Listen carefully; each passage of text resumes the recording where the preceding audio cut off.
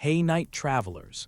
Tonight we're throwing out the pristine portraits and royal pageantry to peek behind the velvet curtain at the less-than-regal personal habits of England's most famous queen. Forget the pearl-encrusted gowns and perfectly coiffed wigs. You're about to spend the day in a cloud of stale perfume, face paint made from poison, and teeth that have seen better centuries. Congratulations, you've just woken up in the year 1588. The good news: you're in the glittering court of Elizabeth I, surrounded by silks, jewels, and endless pomp.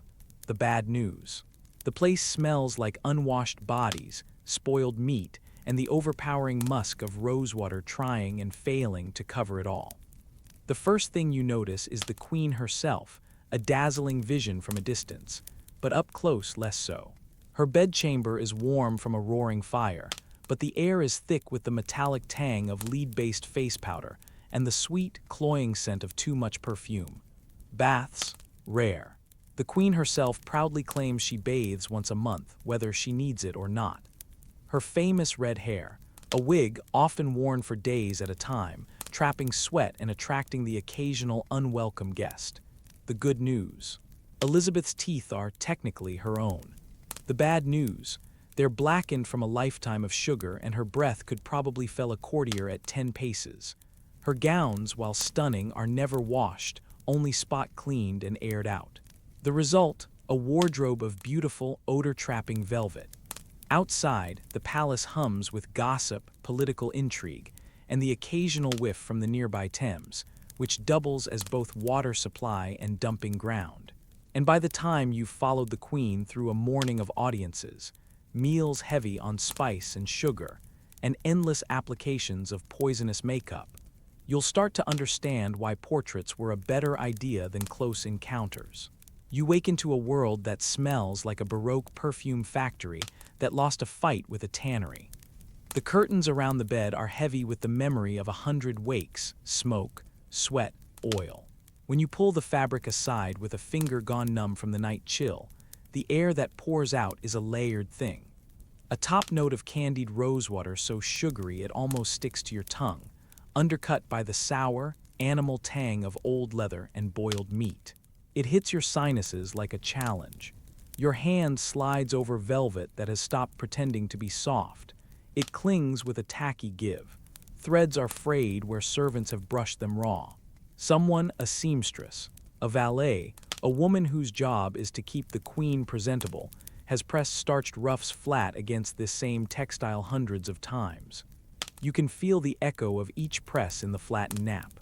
The bed smells of wool and the faint copper of iron slites, of consumptive candles sickly and bright, of apple sugared, pies that have cooled and soured by the hearth. A maid slips between you and the queen's pillow with the economy of a practiced shadow. She moves with soft shoes, but her elbow brushes the bed, and you learn that silk, when it has worn for years without laundering, makes its own noise. A long, dry rustle like old paper. Her breath is a small confession, faint tobacco from sniffing it, and something floral she has been forced to borrow. She does not meet your eyes. Her fingers are stained from the powder she uses to touch the queen's visage. The dust flakes like powdered bone under her nails. The queen herself is arranged like an altar. From a distance she gleams, all pearls and silver embroidery. Close up she is a study in deliberate illusion. The mask of white on her face, a paste made of boiled lead and egg white, thinned and built up in layers, makes the skin look alabaster and improbable. You can see the tiny cracks where the paste has dried along her smile. When she smiles, the fissures map across her cheeks like a miniature river system. Her lips are lacquered the way cherries are lacquered for festivals. Their red is chemical and beautiful in a way that makes you suspect it would stain paper and flesh alike. Her hair, an enormous, painstakingly arranged contraption, sits on her head heavier than it looks. The wig's interior is a small, hot cave. You catch the scent of sweat, of pomatum used to glue sometimes stubborn strands together, and of something that moves, a flea, a louse, you do not want to know. A page behind the queen coughs into his sleeve and flinches. A tiny, angry pox of itching runs his neck. He bites his thumb in a way that would be comical if it weren't so private. A fire roars in the grate, throwing a light that is both flattering and damning. It warms the chamber into a close humidity that traps all the smells. A chamber pot is being carried past the threshold. The man holding it hums tunelessly, a practical counterpoint to the court's polished music. For a moment he fumbles, and a drop of something dark and thin slops onto the flagstones. He swears in an undertone that is both embarrassed and blasé. The steward never looks at the stain. He knows tomorrow it will be swept and no one will speak of it again. The queen speaks and the room rearranges itself around her voice. Words are measured like coin. Courtiers lean in, their clothing a soft clang of brocade and metal. Their collars scratch. Their gloves are perfumed to such an extent that, when one of them takes the queen's hand to kiss it, his breath fogs in the perfume, and she allows it because politics, like scent, is about covering something ugly with something louder. You notice small things, a thread of bread, caught on the lip of a gentleman's sleeve, a smudge of grease along the cuff of a bishop's robe. They are immaculate by court standards and filthy by any practical measurement. A table near the window groans with consumption. Someone is breaking a sugar loaf with a mallet, sending little white storms across the table. The queen's attendants nibble at candied oranges and spiced plums, then dab their lips with linen and dip again. Sugar costs a fortune and the court eats it like currency. Tongues are coated, teeth blackened in the bargain. You watch a lady-in-waiting bite into a sugared almond and immediately wince. The shock of sweetness is visible in the tightness of her jaw, the small, involuntary clenched fingers. She reaches for wine, then remembers and forces a smile. A small commotion by the foot of the bed. A spaniel, fat from indulgence and ceremony, has decided the chamber is his kingdom. He vaults up onto a footstool, sends a cascade of hair and a scattering of crumbs over the floor, and then is ordered away with a silk slipper. The man in charge of the dog mutters that the animal knows which side the pear tart is on. The mistress of the household uses that line to make a joke. Someone laughs. Everyone returns to their roles. Outside the chamber, corridors hum. You hear a muffled argument, two men disputing the finer point of a map, and the metallic click of armor from the guard on duty. A page runs past, trips over his own cloak, and turns crimson as he rightens himself. He apologizes to no one and everyone. A servant brings in a tray with stewed capons. A waft of rosemary cuts through the rosewater like a direction change. You realize you are hungry, although at the center of this tableau people are careful to look hungry and not to smell hungry. You reach toward the queen to do what is expected. Adjust a ribbon, smooth a ruffle, present a small token of loyalty. Your fingers brush the edge of her sleeve, and for a beat you see something like exhaustion, not the polished kind that reads as stoic, but real weight. The queen's breath comes with practiced rhythm. Her eyes are sharp, and yet you catch the small, human hitch when a fly brushes her cheek. She slaps at it absent-mindedly, and the gesture makes a servant elsewhere drop a tray of salt so noisily that someone near you produces a small, theatrical sigh. You have the sense that everything here, the perfumes, the powder, the stiff collars, the consumption of sugar and flesh and pageantry, is a construction. It keeps things in place. It hides the small, unromantic things that make the whole enterprise possible. The chamber pot liners, the men who clean the hearth cinders at dawn, the women who spend their days stitching patches into garments that will never see the wash they deserve.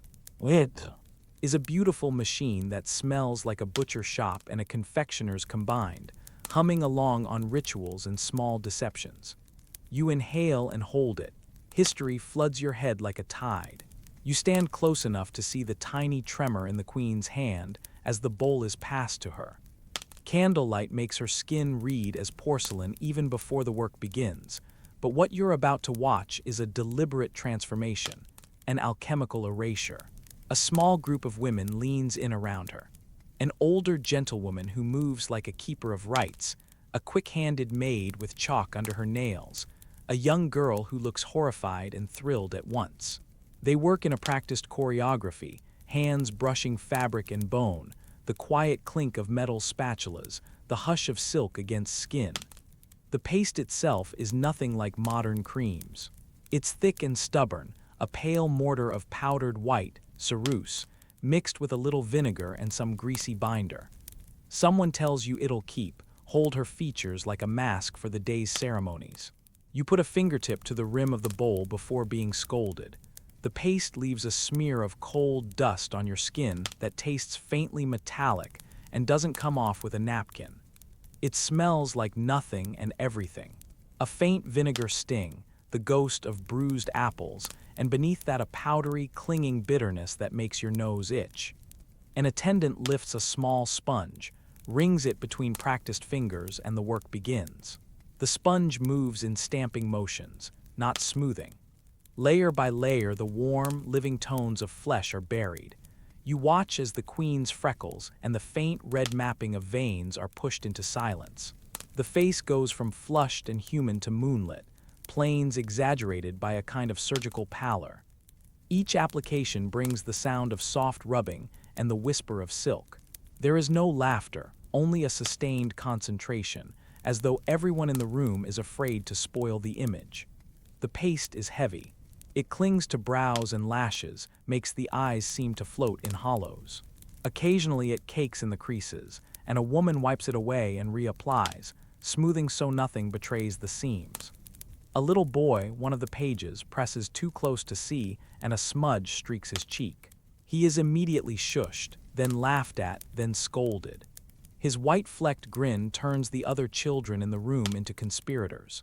One of the maids, trying to steady a brush, flicks a pearl from the queen's collar and it rebounds, catching the light.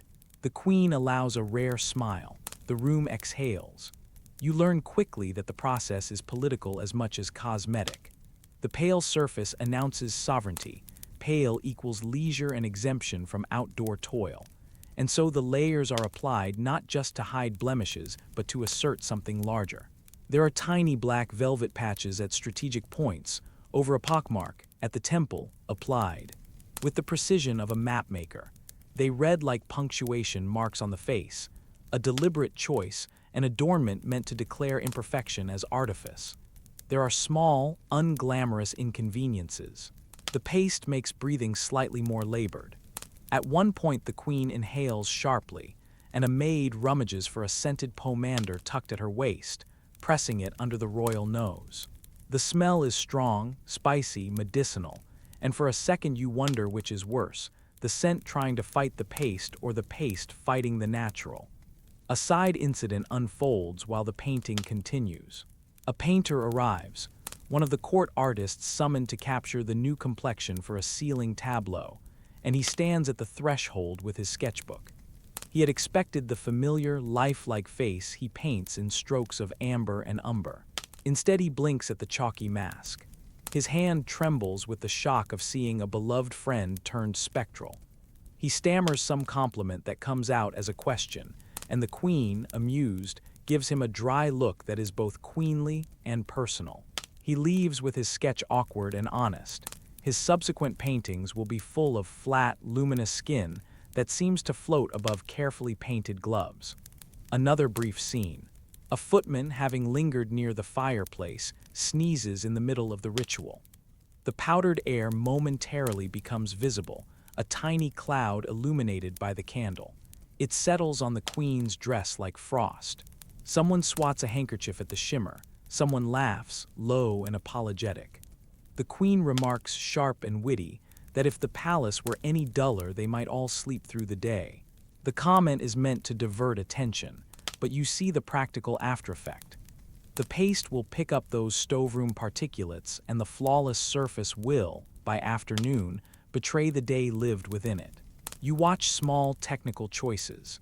They build the veneer gradually at the hairline, feathering the paste to blend with the wig's nape. Under the jaw they press the sponge harder, lifting the jawline as if to sculpt a bone. The lips are left intentionally pale, then darkened with a stroke of vermilion just to define them. Around the eyes they carve out tiny highlights with a softer hand, then stipple in a wash of shadow to suggest depth.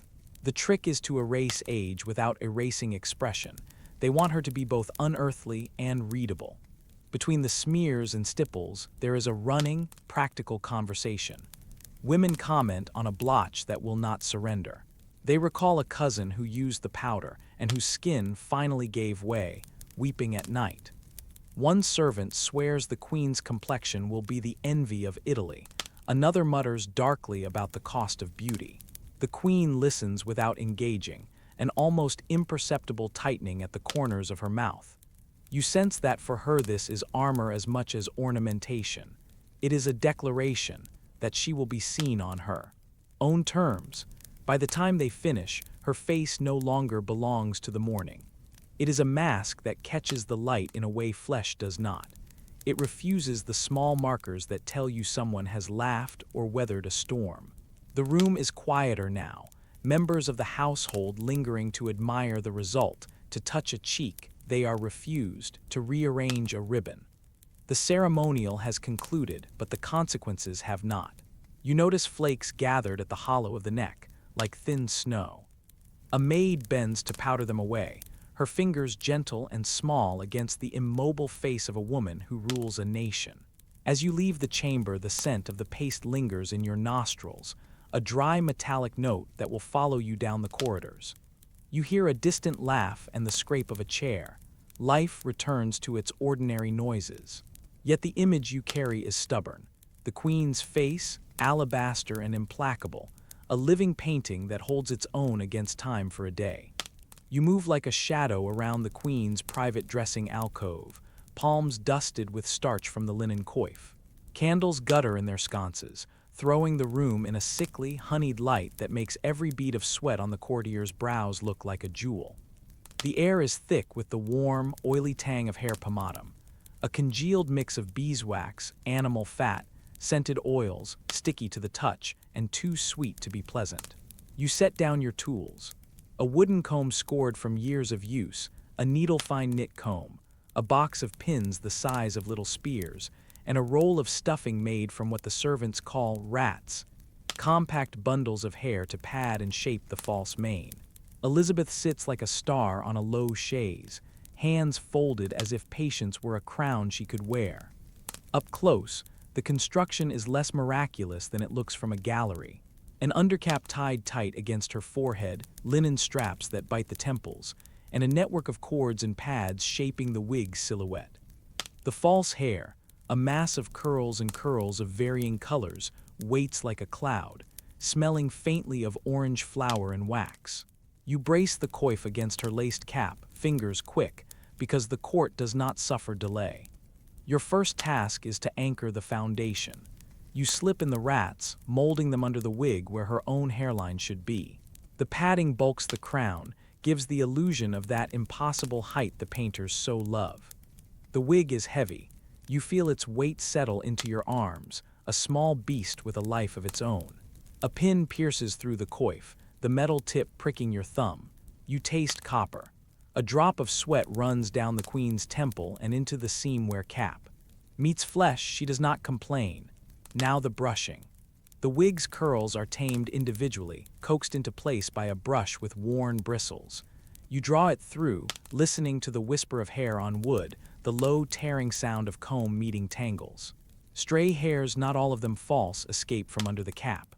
Short, stubborn stubs from the queen's own cropping, a rebellious baby curl liberated from the pins. You gather them, arrange them, flatten this wave, tease out that curl. Fingers learn the exact place to press for a gravity-defying roll, the exact angle to pull the front so her silhouette reads regally from behind the tapestry. You are careful. A single wayward hair can become a scandalous portrait. A single loose curl can look like neglect in a face that must always be an emblem. So you work in small, patient motions, feeling with your fingertips more than you see. The knit comb glints. You tuck it between curls and pull. The first little insect is coarse and black and insists on living. It bites your skin with a tiny prick of disgust. You trap it between the teeth of the comb and flick it into the candle flame. It curls like a crumb in heat. A maid gasps. The queen chuckles in a dry, amused way and says, "Keep a crown free of courtiers and of crawlies." You laugh along. because it is safer to laugh than to remark on the discomfort of being prodded for pests. A second louse clambers audaciously out of the fringe and makes a break for the sleeve of a nearby gentlewoman.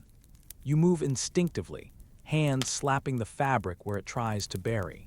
It steadies her nerves and your own to find and kill it quickly, cleanly.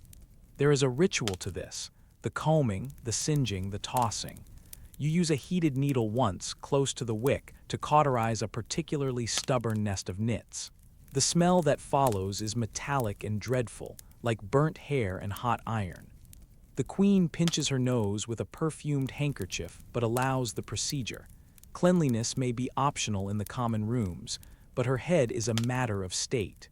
While you work at the crown, a page slips into the room, nose wet with the autumn chill and eyes all boyish mischief. He tries to see himself reflected in the silver mirror propped by the bed, but sneezes spectacularly instead, scattering a handful of jet beads across the floor. A lady stoops to gather them and in the movement dislodges a pin, which goes spinning and clatters like a dropped coin. For a heartbeat, the chamber is alive with small collisions. A maiden curses under her breath. Someone drops a ribbon that snags on a ring. A tiny lap dog, neglected by its owner, jumps up and buries its nose in the hem of the queen's robe. You have to laugh, a quick, tightening at the edge of a smile, a sound you stifle because the queen's eyes are on you. She humors the chaos, letting the dog sniff the ground as if it were a minor ambassador. At your shoulder, another noise. Muffled sobs from the next bed screen. A favored page, discovered earlier in the week with a pouch of stolen sugar, sits with his head in his hands. His punishment is gentle but humiliating. Sugar for the court is currency and sin, and he mouthed a lump into his cheek like a fool. The queen mentions it sideways, a dry toast about a younger appetite. You feel for him. The world of the dressing room is a theater where power displays itself in small cruelties as often as in grand decrees. Back to the wig. You fasten the curls with pins placed like tiny stakes in a tapestry. Each one must be inward, unseen, or it will glitter in portraiture like a confession. Fingers ache with the pressure of holding tension. The metal burns slightly where it bites the skin. You press into the padding until the silhouette is right. The forehead high, the crown firm, the sides full enough to mask aging, but not so full as to suggest artifice. A touch of scent, orange flower oil, you pat along the edges to smooth the smell of wax, making the whole contraption speak of careful cultivation rather than applied construction. Finally, the finishing touches. A ribbon looped under the chin for show more than need, tiny pearl pins arranged to catch the light, a veil folded back just so. You step back. The queen tilts her head, examines herself in the glass. The wig becomes her, not because it disguises anything, but because it performs what she is, a sovereign, unruffled, constructed, fearsome in its polish. You feel the slight prickle on your scalp where a stray pin grazed you. You flick it away and make a joke about the queen stealing your hair to fill her rats. A few smiles answer you, tense and quick. Somewhere down the corridor a clock strikes. The court will soon gather. You wrap your tools, baton of the intimate war against tangles and parasites, and leave the queen to her throne-ready posture.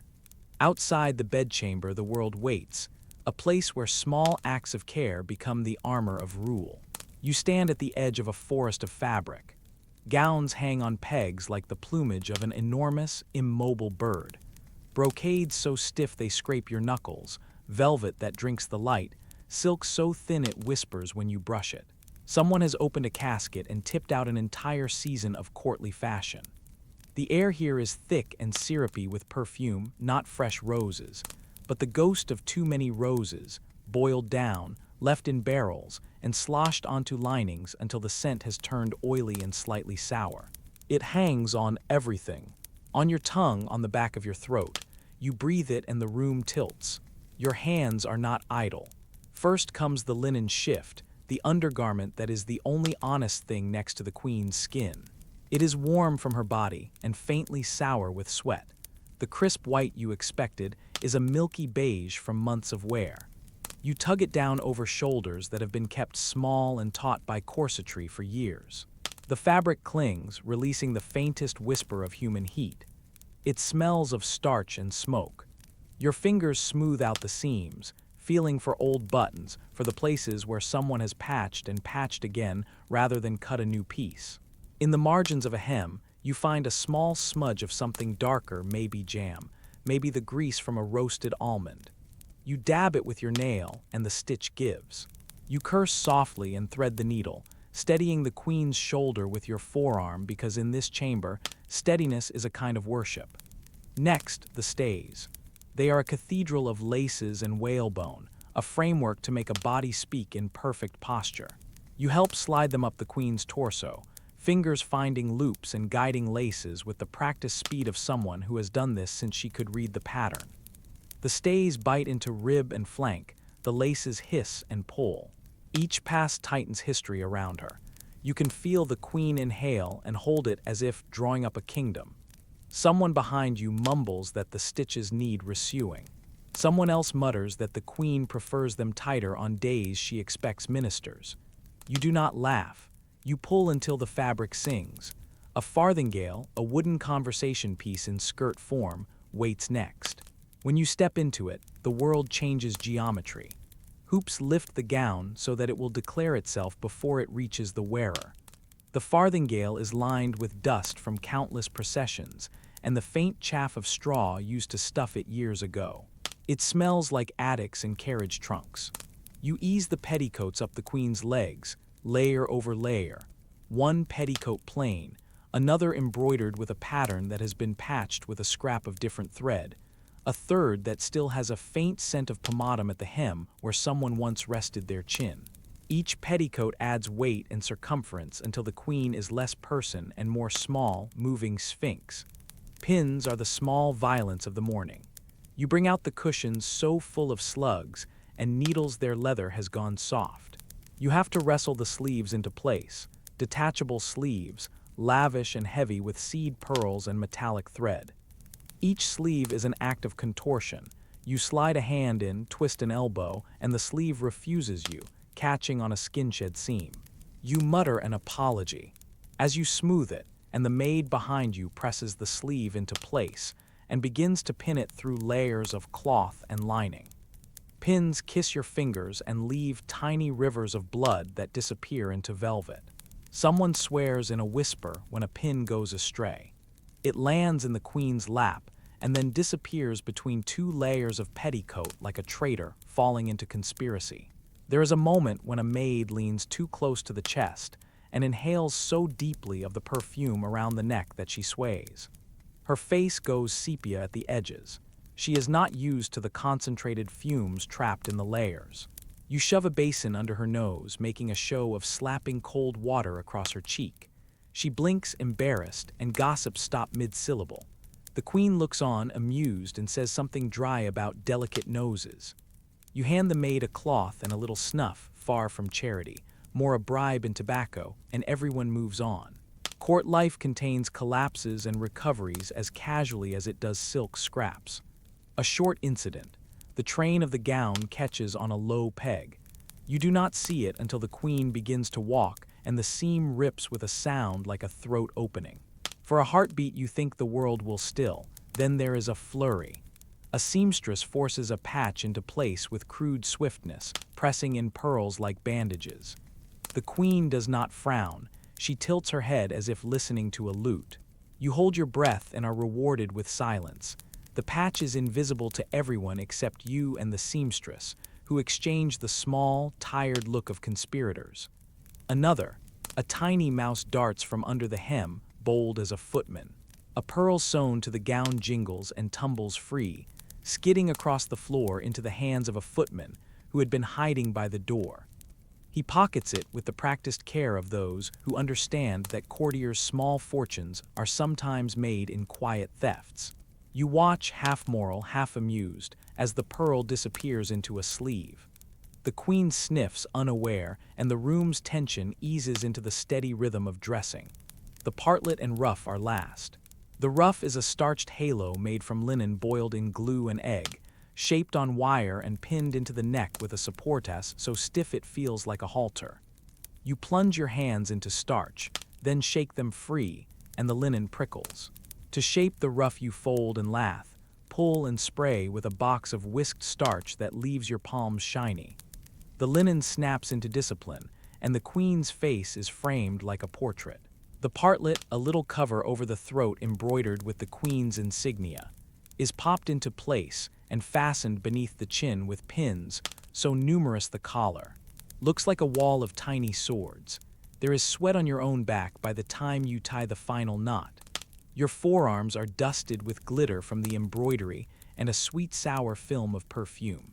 You step back and take in the lowered, luminous shape of the queen, small, armored against the world, smelling of roses and tobacco and too many hands.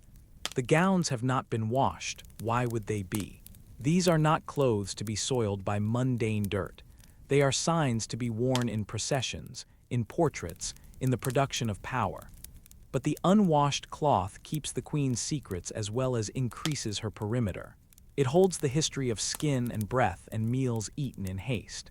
It muffles arguments and preserves faint stains of private dinners under public glitter. You smooth a fold that no one else will notice and check the trains, so they will lie exactly as required when she moves. You adjust a pearl that is precarious and realize that the very clothes holding us together are a small menace. A pin here, an old seam there, promises of scandal if they fail. You exit the chamber with dusty knees and steady hands, leaving behind a throne of fabric and a woman who will step onto the carpet and command without blinking. The gowns will continue to breathe in her shape for hours. Their scent will curl into the tapestries, the cushions, the very walls. For now, you tuck a stray needle back into the cushion and fold up your hands. You have dressed a queen and also helped to stitch an image into being, a thing that will be painted and praised and will never, ever be touched the same way again. You stand on a flagstone floor that carries the damp and heat of the kitchen like a second skin. Steam clouds your face and settles into the folds of your sleeves. The hearth throws a low, persistent heat that smells of char and fat. A kettle hisses like a trapped animal. Your task is simple in theory and absurd in practice. Take a palace's worth of sugar and spice and make breakfast fit for a queen who expects sweetness like a benediction. In reality, it is a choreography of hands, knives, and coals, where a single mistake turns confection into disaster. On a bench, sugar sits in cone-shaped loaves, brown at the core, pale toward the surface, hard as rock and crying out for a nibble. You fetch the sugar nippers, their iron jaws whispering against the loaf as you pare off shards. The pieces clink onto a wooden bowl, and you grind them with a pestle until a coarse glitter forms. Every handful is expensive. Every grain is treasure. You think of ships creaking in harbors thousands of miles away, of sailors licking the staves of their barrels. You think of the steward's ledger and the flourish that marks 200 and know that money hums through the room like a living thing. Spices wait in little cloth sacks. A pinch of cinnamon, a dusting of nutmeg, a grove of cracked pepper, a sliver of preserved ginger. The scents uncoil when you open them, warm, bright, astringent. You learn to measure by feel. A cupped thumb of nutmeg, 2 flicks of cracked pepper, a generous handful of candied peel that will glitter on the surface of pies and preserves. A basin of cream sits ready to be turned into a syllabub, its top already thick with foam. You dip your spoon and find the cream clings like a promise. Someone has already set out the bowls of preserved fruit, quinces boiled until translucent, oranges candied until they glisten like little suns, cherries sugared into a sticky storm. A tart crust waits on a wooden board, its edges rough but generous. You spread marmalade with quick, confident strokes, then gild the top with sugar, which will caramelize in the oven into a brittle, burnished skin. The oven's door breathes heat, and the scent of caramel starts to climb the rafters. It smells of late summer, and of something that will make otherwise stoic courtiers close their eyes and surrender. Silverware is assembled with care and a private resentment. The cups and trencher plates, heavy enough to bruise a hand, radiate a dull, twilight sheen rather than the sun-bright polish you would expect in a shop. Years of use have left them with a patina like the inside of a skull. They hold fingerprints and the dried crescents of old sauces. You run the back of your hand along a cup and feel the cool, slightly gritty metal. The servants do not spend hours buffing. There are more immediate fires to tend, more mouths to feed. Tarnish conceals as much as it reveals. It hides yesterday's jam and a child's muddy thumb, and for a court that stages appearances like a play, such concealment is practical. A tray is filled with spoons that carry the city in their bowls, smears of egg yolk, the faint sheen of beef marrow, the ghost of almond paste. The spoons weigh like promises. You lift one to taste a syllabub. It foams against your lips, bright as wine and thick as custard, both cold and strangely intoxicating. You think of the queen taking a warm cup at her ringed fingers, of courtiers leaning in to catch the crumbs of favor that fall from her lips, and you feel the gravity of your station in the clink of porcelain and metal. A short, sharp incident. A scullion, daring and hungry, slips a sugar shard into his mouth behind the oven. You see his eye flash with the guilty delight of someone who has discovered a private map to paradise. His laughter is swallowed by the kitchen's steam, but for a heartbeat his face shines with the sugar's light. Then the head cook, a woman with a voice like flint, claps a hand on his shoulder and sends him out for more briars. You lift your chin and go back to work, keeping your own small transgression secret. Another quick flare. A maid bearing a bowl of spiced porridge skirts the hearth, and the corner of her sleeve catches a breath of flame. It smolders for a second, then flings sulphurous smoke into her eyes. She jerks free, sending porridge slopping onto the floor, and a dog, more opportunist than pet, snapping it up in one greedy bite.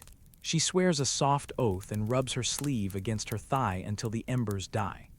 The porridge is irrecoverable.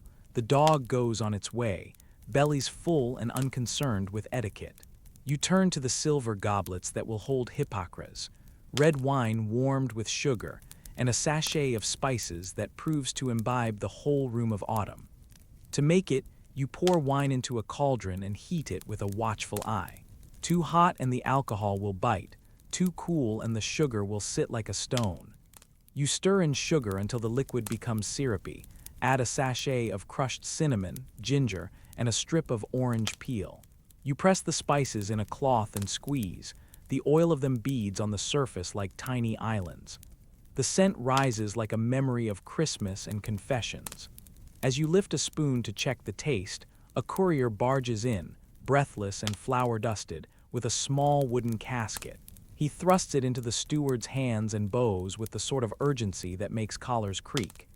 Inside the casket sits a new sugar loaf from a new ship, purer, paler, almost translucent.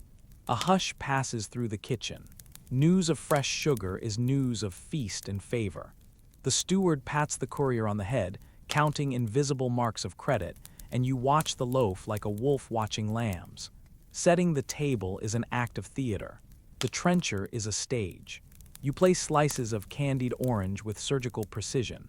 Let a scattering of comfits shine like stray stars. Arrange the silver so that each piece points toward the queen as if drawn by compulsion. A footman polishes one goblet with a scrap of linen because the queen might glance and catch reflection. The rest are left to their quiet tarnish. You think, absurdly, of how easy it would be to mistake the dullness for humility or the lack of luster for austerity. In truth, it is a choice born of priorities, practical, monetary, and perhaps a little bit of resignation. When the trumpeters sound and you carry the tray into the chamber, the room closes around you with expectation like a mouth. The queen will sip hippocras and bite into sugared peel, and the courtiers will breathe sugar-scented air and plot their next favors. You slide a plate forward, step back, and let the small, sweet violence you have helped create do its work. The silver, with all its history of hands and meals, catches a dim light and returns it modestly. It does not shine. It does not need to. It holds the breakfast, and for the few minutes the queen's appetite lasts, it is enough. You are so near the throne that the embroidery on the hem of the queen's robe blocks the light. Silk gathers around you like a storm cloud, thick, filigreed, almost soundless. But when she turns, all those jewels and needlework and white paint face you like a small sun. Her expression is practiced. The court has taught her how to tilt that head, how to part the lips for a winning view. You expect ivory. Instead you see coal. The smile is a slit of black that lives at the front of her mouth, a line of enamel eaten away to a ragged outline. Some teeth are pitted, like the caves along the riverbank after a hard winter. Others are nearly whole but stained a deep, uncanny brown. Up close you can pick out tartar, a hard, yellowish crust at the gum line, and a rawness to the pink of her gums that suggests long, simmering soreness. It's an intimacy you were not prepared for. Portraits hide this. Paint layers over rot. Cloth and flesh do not. The smell slides out before the words do. It's not only the sweet clotted miasma of the sugar-laden dishes laid out in the green chamber, but the ironish tang of infection and the sourness of neglected pockets between tooth and gum. A perfumed handkerchief is offered and refused, more theater than remedy. But the gesture underlines what everyone knows and avoids mentioning. You learn quickly that in this court, discretion is a currency, and reproduction of the queen's image is often kinder than her company. Around you, small human dramas unfold, each one a cameo about the body and its limits. At your left, a barber surgeon arrives, pannier bag clinking with instruments. Forceps wrapped in waxed cloth, a grim little iron file, and a slender poker for cauterizing. He kneels by a footstool where a farmer-turned-retainer grimaces. The man clutches his jaw because he has been sent by a lord who insists on maintaining his presence at court, despite a molar that has gone dark and throbbing. The surgeon mutters about the tooth worm and its gnawing, the cure being as likely to be the crack of a pinch than any learned remedy. You watch the retainer bite down on a leather strap and let out a sound like a sack of grain thrown off a wall.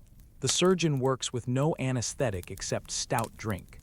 The retainer's companion blinks away tears and folds his napkin over his mouth as the man is let out, blood glinting on his knuckles.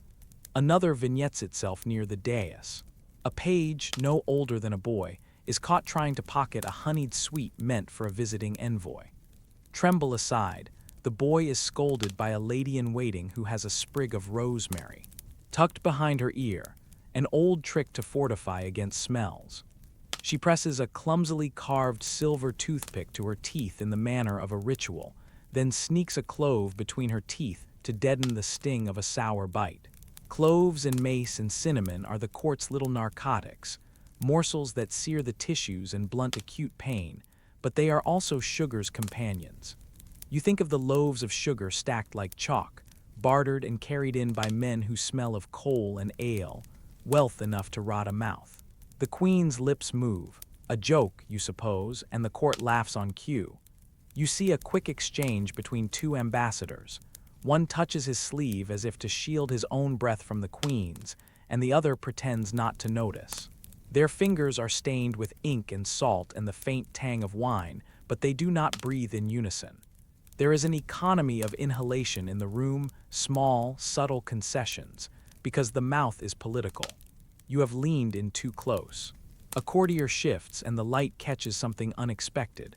A small, thin sliver of what might be an artificial tooth, an inlay of gold, set into one recessed gap. The knowledge lands like a pebble. The queen could not have had all those darkened teeth without intervention somewhere, and she has the resources to invent a solution that is more illusion than medicine. You are told later that artisans have been known to sculpt teeth from ivory, bone, or even metal. The sight of one tiny metallic glint makes the rest of her mouth look less like disease and more like a map of surgical compromises. In the next instant, the page returns with a posset, thick, spiced milk ladled hot from a silver ewer. It smells of ale and eggs and cinnamon, a remedy and a royal indulgence. The queen sips, and the liquid mingles with the perfume and the sour. For a moment, human warmth pools in the room. But the posset contains sweetened fruit conserves, their syrup clinging to the blackened valleys in her teeth. You see a fleck of crystallized sugar like a tiny white bunker lodged against a pitted cusp. The symmetry of cruelty is sharp. What marks your status, access to exotic sugar, to honey and candied peel, also marks you for slow destruction. You watch a serving woman in the shadow of a velvet curtain scrub furiously at a wooden trencher used for bread. She breathes out a sound of disgust when she finds a crust with a black line of mold, and her thumb smears across it, turning her skin sticky. It's an incidental grease and grime that mirrors what you have just witnessed in miniature. Another servant tosses small parcels of scented powder to ladies in the antechamber, powders of rosemary, there, or crushed flower petals. And one woman tips out hers in a fit of nervousness, only to make a souffle of rose dust across her sleeve, coughing on. The court's rituals surround, buffer, and sometimes mimic the problem. Handkerchiefs pressed to faces, mints passed covertly, teeth pickled with vinegar or rubbed with the remnants of crushed shells and pumice in a futile attempt to clean what is, by now, a social problem as much as a medical one. You think of the small tragedies: a child born biting down on alabaster sweets, a retired commander whose jaw is reduced to crumbling stumps by the time he can no longer eat anything but broth. The sounds of the room have a rhythm: polite laughter, a suppressed cough, the jingle of coin, the subtle scrape of a backless chair as someone backs away to conserve their own comfort. When the queen smiles the second time, you realize she knows the effect she produces and has learned to weaponize mild discomfort into devotion. It's easier, after all, to have people stare and then stoop than to have them gossip about your breath when they are at a distance. She has taken the court's medical ignorance and turned it into stagecraft. You find yourself strangely impressed, a little sickened, and oddly envious. This is a sovereign's place in the world, rot and all, and she keeps it with the same tenacity with which she wears her pearls. You step back into the corridor, then into cold stone and the smell of wet wool, and the memory of that blackened line follows you. It is a small human detail, one that pinches down a history of excess, neglect, and the peculiar economics of taste, and it makes the whole palace seem less immortal and more fragile. The queen is grand, yes, but she is mortal, and you have just been given an unfiltered look at the part of rulership that varnish and portraiture are meant to hide. You take your place beside the queen as if your life depends on it, because here it does. The corridor to the privy chamber is a gauntlet, a slow river of bodies in impossibly stiff collars, ruffles like white coral around each throat, and a constant shuffling of skirts that sounds like distant sails. Fingers brush velvet and brocade. The air presses close, thick with oils and scents that have been concentrated and enhanced into a kind of weaponry. You feel the weight of the train at your hip and the faint, unpleasant give of something soft tucked beneath, padding, perhaps, or the result of a meal already digested and forgotten inside layers of fabric. The queen moves with the practiced deliberation of one who measures every inch of influence. Her face is a plain, impossible circle of white, ceruse laid on with a flat brush until any shadow of life is banished. Up close, the powder tastes faintly metallic on your tongue when you lean in to adjust a sleeve. Her mouth is a small, tight-painted slash of color that the court uses as an expression, not as a mouth. She smells like distilled roses and something animal. Beneath the expensive musk the men keep secreted in tiny leather pouches, the coveted scent that announces wealth and import. You step forward, and the world narrows to ritual. The trumpets that accompany no one important have ceased. This is quieter. The council is a public intimacy. To enter is to perform one more layer of allegiance. Courtiers bow in waves as she passes, a forest of heads dipping through the haze of personal fragrances: lemon, rosemary oil, the sharp bite of clove, the sweet, heavy musk that seems almost viscous in the damp air. Perfumed gloves raised to foreheads, then lower, wrists swinging in a practiced arc. Every courtier is both an actor and a scent maker, leaving a trail like smoke. The air around you condenses into little pockets of perfume that break with every movement. They cling to the back of your tongue, tickle your sinuses, leave a faint film on your fingertips. You are, for the moment, an extension of her, an appendage to the great ritual of display. The Privy Council chamber door opens, and a gust of colder air rolls over you. Inside, the stone walls hold the smell and time like a sponge. Tapestries absorb and re-release the perfume in slow, stubborn waves. A page runs ahead to clear a path and almost collides with Lord Harrington, who is kneeling, his ruff a petal of white. The page's pomander, an aromatic pomander ball tied at his waist, bumps, releasing a concentrated cloud of cloves and amber. Harrington sneezes once, twice, a sound like a bird in a bell, and a small, gilded cup of wine perched on a passing footman's tray tilts and splashes across the hem of a duke's sleeve. The duke grips at the wetness with dignity, eyes narrowed to slits, while a murmur spreads like a current. The scent of spilled wine, warmed by bodies, mixes oddly with the citrus stuck in the duke's gloves. Everyone pretends the spill is trivial.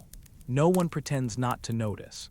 You fold in closer to the queen, steadying the train as she passes a woman whose farthingale is so wide it commands a surrounding radius. The hoop skirt brushes a bronze torch sconce. For a beat, the whole thing catches. The woman's face goes slack, polite panic in miniature. Her attendant tugs at fabric that will not yield. Conversation in the corridor halts as if someone has struck a bell. When the farthingale frees itself, there is a sound like cloth leaving a seam, and the woman breathes out a laugh that tries to be composed but comes out as a hiccup. Heads bob, a whisper like silk falling. The queen's eyes flick, small, assessing, and you know she has catalogued loyalty and clumsiness in the measure of a heartbeat. Inside the council chamber, the air is drier but no less perfumed. Parchments rustle on the long table, the ink of maps still tacky in places. Men with calloused hands touch the paper as delicately as if it were skin. Walsingham's brow glitters with sweat. Burghley's gaze takes everything in and gives very little away. You can smell cold iron of the inkstand, the sharpness of sand used for blotting, the faint, needle-like odor of candle smoke that never really dies in these rooms. Perfume sits on top of all of it like a glaze, preventative, masking, ceremonial. A small dog, kept for warmth and affection amid the austerity of statecraft, springs from under a bench and snatches at a sugar lozenge someone has dropped between their shoes, sugar being both confection and currency at court. It darts across the boards, a blur of fur and stolen sweetness, and for a moment decorum cracks into chaotic laughter. A secretary mutters something about sugar taxes, but it is softened by the laughter and the queen's measured chuckle. These tiny rebellions, scented or sticky, are as much a part of the council as the signing of treaties. The queen seats herself at the head of the table, but not before making the ritual inspection of faces, postures, and the invisible ley lines of scent.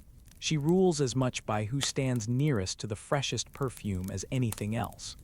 Those who are favored get to be close enough to breathe her air. Those out of favor find themselves downwind of other lords, caught in the secondary cloud of someone else's chosen scent. Power here is as often a matter of smell as of speech. You stand just behind her chair, aware of the press of silk at your back, the faint stick of someone's pomade that has migrated to your sleeve. The council draws near to business. Maps unfurl, talk of coastlines and indicators from the sea, the names of ships that might appear like dark teeth along the horizon. Each time a point is raised, you feel the queen's fingers press against your shoulder, an imperceptible command to be ready.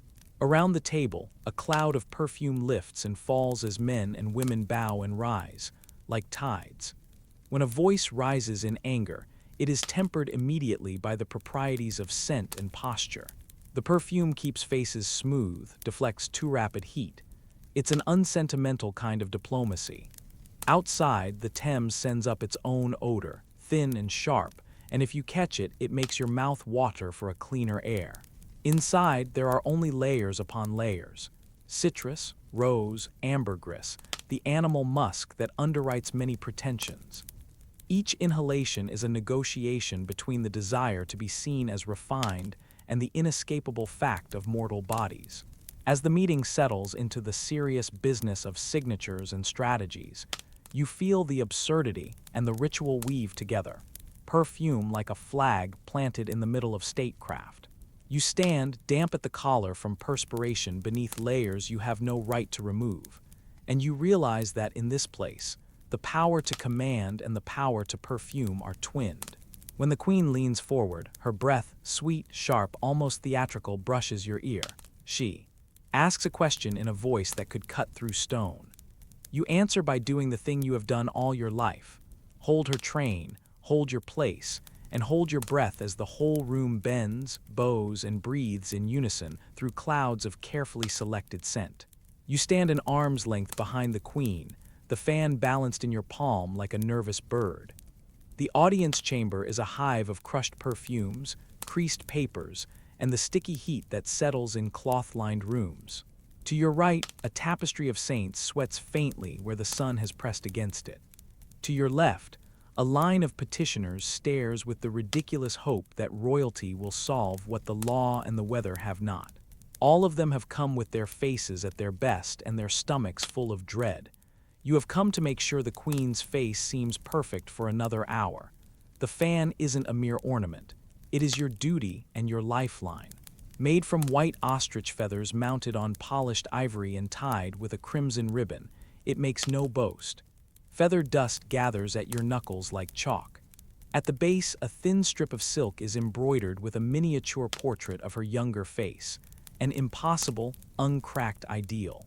The real face beneath the white mask is a fragile thing. Venetian ceruse, that fatal chalk of the trade, sits on her skin in layers, pale as river water, heavy as expectation. In the heat of an audience, it begins to weep. Minute fissures open where the powder spiders into tiny lines and flakes. A crack across the cheek would be seen and remembered. Portrait painters will forgive no visible blots. The court will not let slip anything that proves the monarch is mortal. You breathe through your nose and make the fan move.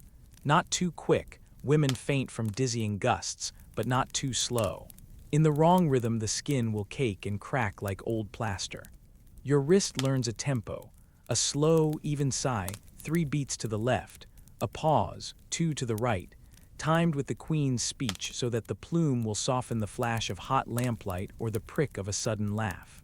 Each sweep lifts a tiny cloud of powder from the air. It smells like dryness, like old bone mixed with roses that have been left in a shoe.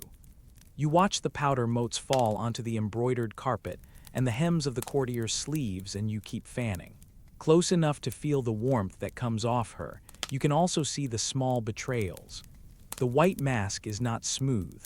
Where her eyes furrow at a particularly awkward plea, the ceruse has collected and become a fine crust. A curt, almost private motion of the fan helps the queen hide her displeasure when a petitioner speaks without deference. She presses her glove to her lips, and for a moment the small sound of her breathing seems loud. The air is saturated with cloves, and some desperate incense the perfumer swore would last the day. You feel the approach of sweat at the nape of her neck, and you adjust the fan to stop the telltale shine before it announces itself to anyone looking too closely. The audience unfolds like a play with poor lighting. A farmer with crops ruined by floods props his hat in his hands and recites his woes with the frantic dignity of a man who has eaten his last hope. You fan to keep the queen's makeup from settling into sympathy lines as she feigns interest. Behind him, a silk merchant coughs and his sleeve brushes the chair back, leaving a faint smear of soot on the upholstery. You move your fan in a careful arc so that the queen does not see the stain. Presentation matters more than truth here. You are criminal in service of an illusion. A page trips on the trailing hem of a noblewoman's gown, and papers scatter like startled birds across the polished floor. For a breath you stop fanning to help gather the scattered petitions. A thin hand of a clerk scrabbles, and the queen's gaze, amused, dwells where the papers fan out like the wings of some unfortunate tax collector. The little disorder is swallowed by court laughter, an approved kind, sharp and polite. Your fan resumes its measured sigh, and you feel the tiny tremor in your fingers, the reminder that any lapse can reveal not just a face, but a body that is not entirely under sovereign control. Heat blurs the edge of propriety. A candle on a high sconce guttering in a draught catches the fringe of a maid's sleeve. There is a small flare, a whispered alarm, a quick stomp, and a servant's apron is singed. The queen raises an eyebrow, not at the maid but at the interruption of the audience's rhythm. You increase the speed of your fanning, not to fan the flame, but to make the motion seem intentional, to reassure those who watch that order is preserved.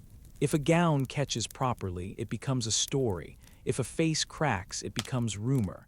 You will not allow the court to have the latter. There is an altogether different calamity that hides within the white powder, the smell. Offstage, someone has spilled a jar of pickled herrings, and the scent has crawled like a furtive fog to the very throne steps.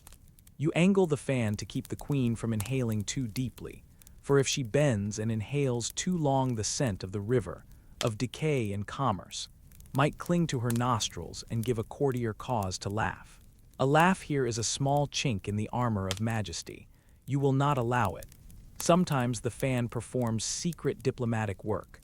A steward leans in too close and speaks of a foreign marriage.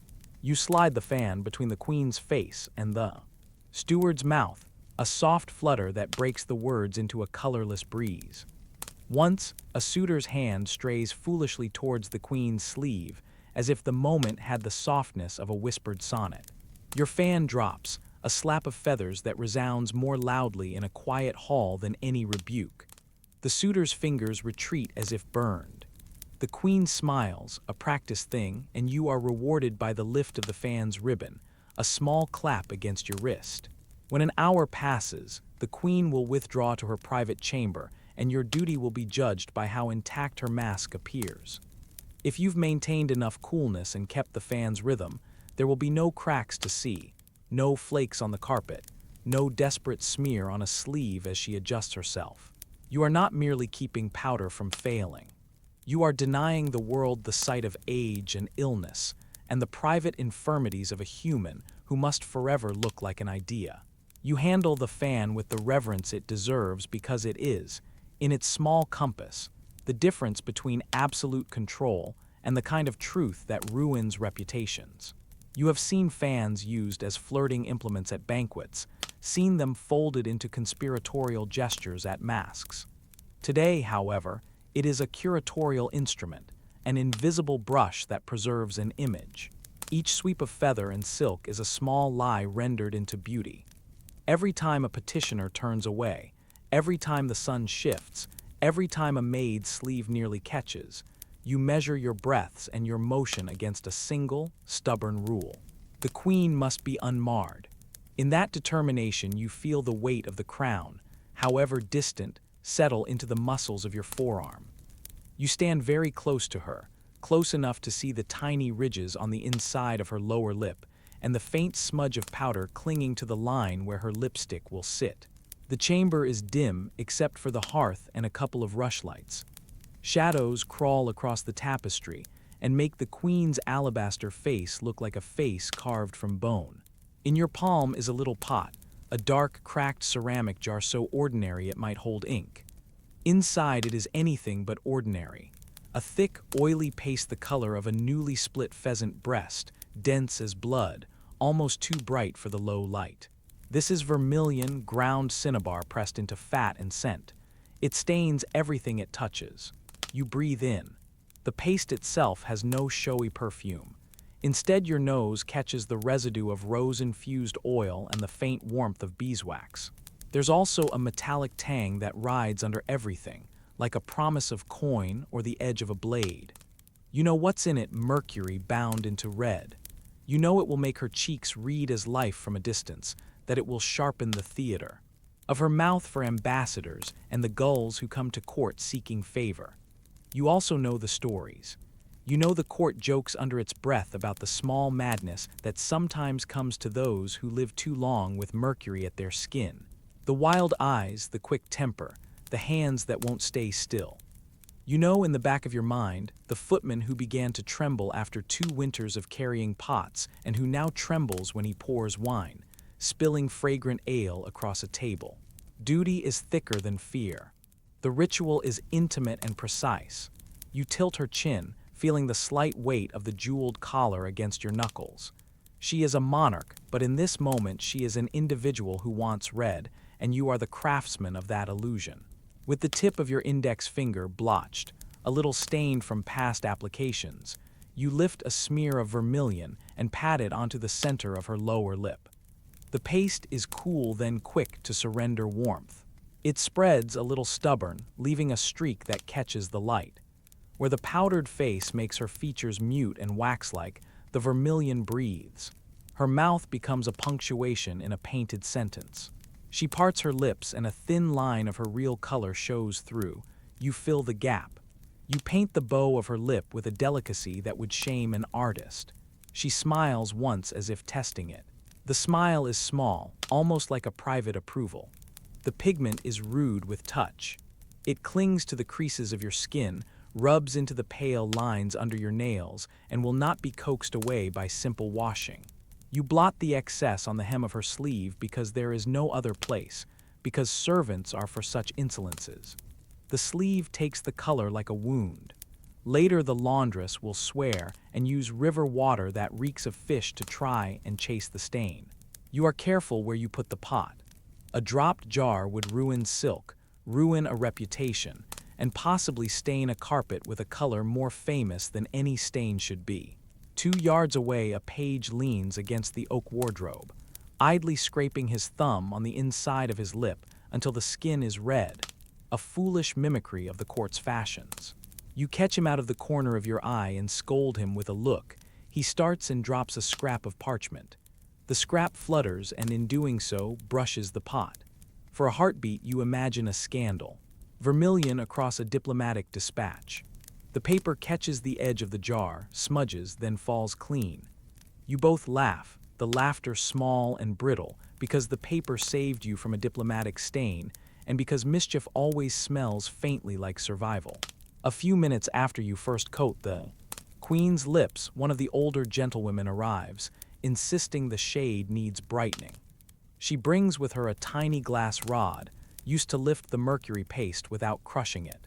She tells you in a whisper about a favorite who once used a crimson oil, and who ended up with hands that trembled so much he could not roll the tobacco in his pipe. It is told as entertainment, a horror story to flavor the long hours of preparation. Yet there is a tremor to her voice when she mentions him, the way a breeze can make a candelabrum shiver. You file that away and continue your work. Their anecdotes slide into one another, laughter, warning, rumor, until each retelling polishes the fear into a smooth thing you can set on the mantel and admire for its craftsmanship. Another small incident. A young painter, newly arrived from Antwerp, is carting his pigments along the corridor when he trips over a muff. A bright streak of vermilion arcs from his palm to the tapestry, leaving a scarlet comet across the wool. He curses in a language you only half understand, then looks at you with that artist's mixture of astonishment and grief. You patch it with your own hands, stuffing wool beneath the torn thread, murmuring a promise to tell no one. The painter bows in gratitude and offers you a scrap of his own paint, a tiny pot of ultramarine, a color that costs more than a servant's yearly wage. You accept, because the currency of court is not always coin. The Queen's lips are finished. From across the room they read as health and desire, a concentrated proof of life against the pale mask. Up close, the vermilion sits like a fresh wound sewn shut and bright. Up close you can see a faint crust at the edges where the mixture meets powder, a little ring of resistance where oil repels powder. You taste a faint trace when she whispers thank you, and it is tangy and oddly inert, like tasting the reflected red of a stained ribbon. You do not taste metal, but your fingers already carry a fine dust, and your nails are a little red inside their crescent moons. Later the cook will mistake your fingers for a garnish and give you a sliver of citrus, a reward for a job well done, and you will eat it with a note of pigment at the back of your mouth that will not easily be shaken. Outside the bedchamber, the world continues its business. The Thames fog rolls in and blends with chimney smoke. Diplomats polish their lies as they polish their gauntlets. A child tugs at a courtier's sleeve to show him a beetle. Inside this tiny sanctum you have enacted an alchemy of image and a sacrifice of bodies to ideals. You know that the very thing that dramatizes her authority, this vivid, artificial scarlet, is also a knife, turned in a private place. You are both comforted by the ritual and unsettled by its costs. You close the jar and slide it into your sleeve like contraband. You will feel the vermilion under your skin for days. In your sleep you will stir, and your hand will find the stain on your palm, and you will remember the heat of the hearth, the tilt of her chin, the way the color made a mouth into a proclamation. You will also notice the tremor of the old footman in small things, how his hands will shake more on a rainy morning, how the candlelight catches his knuckles and makes them look like knotted roots. You will keep your mouth shut about the mercury. The court thrives on secrets. The red must be refreshed tomorrow and the next day, and for as long as the stage demands, someone will be the steward of that color. Someone will be close enough to feel the slow, invisible price being paid. You stand behind her, palms pressed flat against the dark knot of hair that is not exactly hair. It is a construction, a warm, heavy thing shaped from stolen tresses and horsehair, stitched and padded and powdered until it looks like a crown. The weight makes the queen's shoulders dip imperceptibly. The pearls sewn into the brow of it press into your fingertips like small, living things. You can feel the damp along the base where her own skin meets the hairpiece. A salty, iron tang, not quite sweat and not quite the perfume they bathe her in. It runs down her neck in a fine, sticky line and into the stiff linen beneath the ruff. Every so often you brush a stray bead clear, and the tiny clink of mother-of-pearl on metal sounds obscene in a room designed to hide noise. She is still, a statue almost, until the smallest glitch.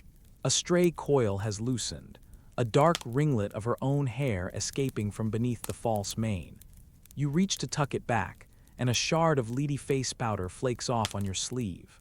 The powder smells of vinegar and something metallic, the same white that made painters gawk when they saw her glow on canvas.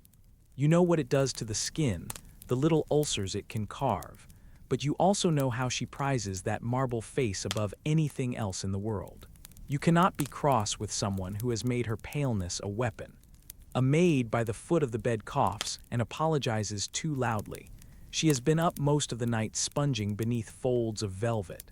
The smell she brings is of stale ale and the thin, sour breath of last night's spiced beef. 2 chambers away a brazier hisses as someone has tossed a handful of rose leaves into the coals. The perfume blooms and slaps the room with sweetness, making the metallic scent of powder. Curl and hide in the corners like a guilty thing. For a moment the perfume trumps everything. Then a fly, bold with the heat, drops down and loses interest only when a smear of orange marmalade on a silver tray catches its attention. You feel more than you see. Pins bite into your fingertips as you fasten the wig to cords hidden under the queen's own hair. One slips. A shard breaks off, and you press a finger to the stinging prick in true Elizabethan fashion, curse under your breath and move on. The pearls on the front clatter when she exhales, a soft, obscene sound, and you think of sailors loading coin into the hold of a ship. The jewels that make her look like an icon also make this task a small labor. Once a pearl slipped free and fell between the floorboards. You remember the smallness of the thing when you fished it out with a bodkin. In that tiny, frantic hunt a courtier had fainted because of the press of bodies. Today you do the searching with steadier hands. The heat of the candles near the dressing table has warmed the pomatum, a paste of oil and herbs and sweet-smelling things that quiets the wig's rustle and gives it the right shine. When you press a dab to the base of the piece, its scent rises like a second crown, rose, a bitter musk, and the faintly animal note of civet. It is supposed to be noble and disarming. Instead it fumes and mixes with her sweat, making a scent that any honest dog would tell you is complicated and wrong. She inhales and smiles at nothing. The smile is carved there, a practiced softening for adornments and petitions. A page slips in on bare feet, cheeks bright with news or something that feels like it. His hand trembles when he hands a folded scrap to one of the secretaries. The paper is scented and stamped, but his fingers are smudged with soot from the fireplace. You catch a glimpse of black ink, and beneath the official words, a flourish, a lover's knot, a cipher that should not be there. The queen's eyes narrow imperceptibly. Nobody moves, and the page is suddenly very small. You keep your hands on the wig, because if you loosen your grip now, the whole edifice might topple, and you will be blamed for the sacred collapse of an image. A chamber to your left moves with the same function you have had 1,000 times, to stalk the tiny creatures that a warm wig shelters. You watch her pinch between finger and thumb something she calls out with a muffled disgust, a flea, fat and brown, leaping uselessly before her. She crushes it in a folded cloth and flicks the thing into the brazier. The smell of burnt hair and dust lifts off like a thin apology. There is a small, absurd pride among you in knowing. The wig's secrets. Some of the best gossip in court is trapped in the curls, confessions whispered into the padding, petitions tucked behind velvet where even the queen forgot them. Beside the dressing table, a silver salver holds the day's adornments, a cross, 3 cameos, and a rope of pearls that looks like a moon. The pearls sit heavy and will press their corpse-smooth weight into skin by the end of the day. Someone has set them down too close to the edge. A footman hurries by and catches the salver with the back of his hand. The cameos slide but do not fall. You do not notice the small tremor of relief that passes through the room when the sound is averted. You press a lace patch, one of the many small black dots the queen keeps on her face like stars, into place. The patch hides a pockmark the camera will never see, an imperfection the paint cannot erase. You think of how often she has sat through this. The lining of the wig, the pins, the reapplication of the white, the subtle adjustment of a jaw so that it photographs in oil as remote and inviolable. Up close, the queen is human in ways her portrait will never confess. She swallows and her throat bobs, the cords moving like ropes under the skin. A bead of sweat daubs at the edge of a patch and threatens to peel it. You breathe and ease your hand to blot it away. Outside, a bell sounds, a summons or a signal, always depending on the hour and the mood of the man who rings it. You think of fleets and letters, of open seas and closed treaties. The queen murmurs something about being ready. Her voice is steady, though you can hear the thickness that comes from too much sweetmeat and too little sleep. You finish, smoothing the last curl so that it catches the light in the way painters like. The wig sits like a small planet upon her head, studded with stars. You step back and let the room take her in, the jewels, the lace, the false hair, the painted face. Close up, she is an art that requires a small army. As you sweep the pins off the table into your palm, your fingertips are flecked with powder and pomatum and the invisible history of this morning's chores. You tuck them away. You steady your breath. Outside, life goes on in the court hole and messy and dangerously lovely. Inside, at this table, you have made a queen ready to be immutable. You have sewn a lie into place that the whole world will kneel to, and that, more than any jewel, feels both like power and like a small wrongdoing. You stand just beyond the line of light and laughter, where tapestries swallow sound, and the floorboards are still rough and clotted with last night's straw. In your hands are 2 pots earthenware, glazed once and dulled by use, cradled in a blanket stiff with starch and the faint film of other nights. The other servants pretend not to see you. That is the rule. Be invisible, be quick, be smaller than the room's appetite for scandal. Across the low corridor, the company swells like a tide. Voices rise and fall in measured waves, intermitted by the pluck of a lute and the rattle of dice. A lady tells a story. Men lean forward. Candles flush faces into waxy relief. Your task is mundane and obscene and vital. Remove what no one wishes to name, and leave only the bright talk and clinking goblets behind. You step soft, every stone remembers a heel. The blanket muffles ceramic, but not the knowledge that you carry something private and human and odorous. There is a smell, sour and bitter and animal, that finds every seam. You tilt your head and map where it will strike first. A polished chair, an embroidered cuff, the open mouth of a nobleman about to declare his loves. You do the arithmetic of discretion, shifting the pots toward the servant's stare like a contraband that must not be seen. The corridor narrows, tapestries brush your shoulder, shedding lint that clings like confessions. A page, too eager and too new, skids into you. He halves a bow and says, in a voice that tries to be brave, "I can take them for you, sir." You hand him the smaller vessel and a coin for silence, No applause, no questions. He walks like a man who has swallowed a secret and is afraid it will climb back out. Halfway through the antechamber, he falters. A dog, courtly creature of no noble blood, snuffles from beneath a bench and with the entire confidence of the lowborn, licks at the rim. You see the page's face twist. He jabs the dog with a bare toe and scolds in a language that tries to be sharp and ends up only funny. The dog prances off, rescued dignity intact, and the page breathes. You almost laugh. Laughter here is a dangerous prop. You keep moving. A woman passes a plate of spiced almonds where the smell is a small, brave perfume against the other stench. You lift your chin and let the spice wash over you, a disguised apology. In the dining hall, a visiting ambassador raises his cup to his lips, and the room swallows the small odor. You imagine you can see the trail of your pots like a row of tiny black sails, waiting to be dumped into the dark. The servant's stair is a throat, narrow, steep, carrying you into the palace's underbelly, where floorboards slope, where pipes run crooked, where the river's breath can be heard like a distant beast. You reach the inner courtyard where the waste wagon waits. It's a crude contraption, a barrel on wheels, already a shade of its own sin. Two men grip the handles. They are older than you, their faces. A map of small humiliations. They call for haste, for a net, for someone to sing. Singing keeps the mind from smelling. You hand over the pots. One of the men tips the blanket aside and nearly lets loose a string of oaths so colorful that the minstrels in the hall might blush for lack of vocabulary.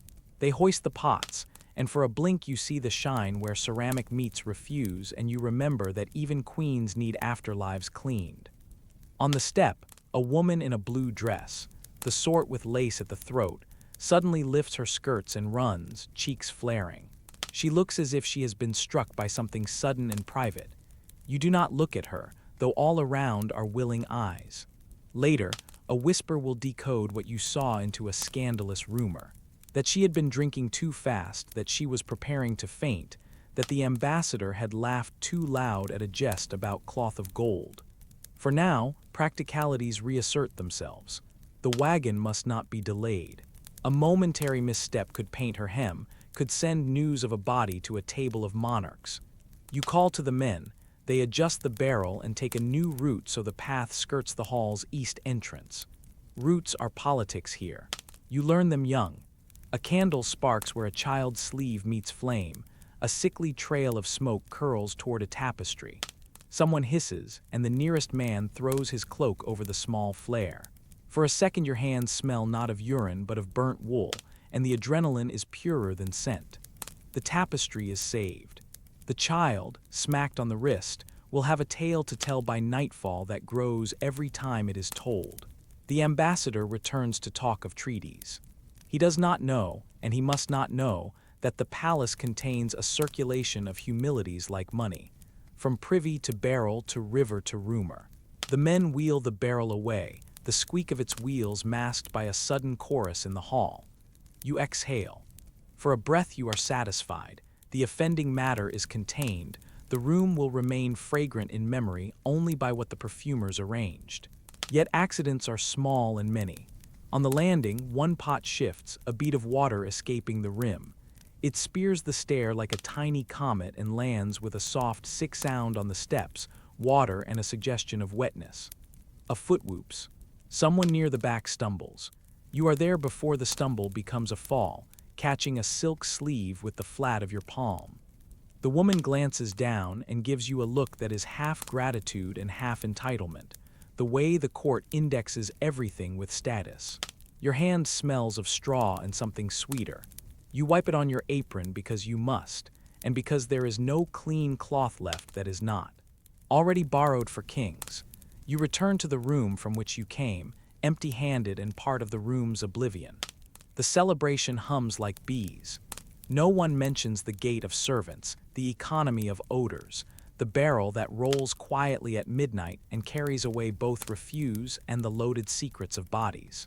A minstrel plays, and a story is told about a ship that foundered on a cheap shore, and the captain who bartered his last biscuit for a woman's laugh. No one notices the way your shoes scrape straw that the floor will never see again. No one offers a place to sit. Later, in a private nook, the steward thanks you with a coin and an occupational joke. You take the coin. You fold the joke away in your sleeve, campfire smoke in an otherwise clean mind, and you go on to other duties, for the night's commerce of breath and bodies is endless. You have cleared away what was necessary. For the moment, the room smells like spiced wine and talk. You know the smell will return. Things like smell are persistent as claims. But you also know you have made the palace function, have mended the illusion that power is immaculate. In the service of that illusion, you learn to move like a shadow and to make the river take what everyone refuses to see. You stand at the edge of the inner chamber, a safe distance and yet uncomfortably close. The queen is a distant constellation of white and jewels until she tilts her head, and you see the small, intimate motions that her portraits never capture. She lifts one gloved hand to her cheek, and you feel as if you've been given permission to peep behind a private curtain. The glove is not the stiff, immaculate thing in paintings. It is soft with use, the leather creased where fingers have flexed 1,000 times. The scent that leaves it when she breathes in is a complicated lye, part powdery rosewater, part the animal musk of ambergris, and beneath that a deep, salty tang that smells of imported spices and the sea. You learn to read that movement. When she presses the cuff to the side of her nose, she is not only freshening herself. She is masking the court. A counselor leans in too close to whisper policy, and you see the tiny twitch of recognition cross her face before the glove rises. A foreign envoy with a pudgy face and a ridiculous pomander of cloves makes her wrinkle her nose. The glove comes out almost as a reflex, an intimate shield. Her perfumed leather is a portable fog bank. She breathes in, presses the glove to her cheeks, and for a moment the room rearranges itself into a little human exile, a scented halo around her. The glove itself tells stories. Look at the stitching. The thread is darkened at the fingertips, where she tends to dab away a smudge of rouge, or to rub a tear from a play-acted sorrow. There are patches at the heel where a courtier's impatient hand has slipped into hers and left a stain. She keeps pairs lined like soldiers in a wooden chest, each with a different personality, one for state audiences, one for lovers, one for secret late-night conferences when the perfume needs to be a little sharper and a little more animal. You can almost catalog them by smell: orange flower and sugar for the ladies, rose and civet for politics, a whisper of ambergris for ambassadors. A young page approaches, arms full of parcels wrapped in linen. He trips. The rustle makes you flinch. One parcel falls open and a small pot of pomade clatters onto the floor, the yellow fat oozing toward your shoe. The queen's hand lifts, the glove comes to her face, and everyone freezes like actors until she lets out a short, mirthless laugh. She doesn't scold the boy. The glove is her correction, her punctuation. Later, she will hand him a glove as a token, and the boy will be set up forever as someone who had spent time close enough to touch the royal skin. There are subtler rituals at play. A favorite maid-turned-companion fans the queen with a folded muff of perfumed linen, and then, almost on impulse, tucks it into the glove's own cuff. When the queen withdraws her hand, she contrives an occasion to press that glove to her brow. The gesture is personal and political, a whisper to a confidant, a signal to a faction, a reassurance to herself. Each dab is a negotiation of proximity. Who may step near, who must be kept at arm's length by a cloud of scent. You feel the scents differently as they change. Cloves and nutmeg arrive with the Spanish envoy, warm, invasive, like a hearth that has been set too close. A string of Italian merchants brings citrus and tobacco in equal measure. The new, raw bite of the Americas, bright and coarse. One of them laughs too loudly, and you notice a moth drift out of his cloak, a little moth like an embarrassed thought. Someone nearby shouts a polite warning about the open flame, and the moth flutters to the queen's gloves, landing on the seam of her wrist. She flicks it away with the back of her other hand, and you watch a tiny life be dismissed with the same ease as a jester's joke. At times, the glove betrays the court's underside. Once you see her hold it up and watch a small black speck crawl along the leather. A lady-in-waiting follows, and, with the discreet brutality that service requires, pinches the speck between two fingers and flicks it into a basin. "Louse," she says under her breath, as if naming the insect absolves them all. Later, when the queen retires, an attendant will boil rosemary and toss handfuls into the wash to chase such creatures from the fabric of the household, but the gloves are stubborn. Leather traps heat, sweat steeped into seams keeps secrets. The perfume does not eliminate those secrets so much as make them polite. You notice how the gesture modifies the room. Men who loom suddenly shrink back into courtly posture. A woman with a scandalous smile straightens her collar.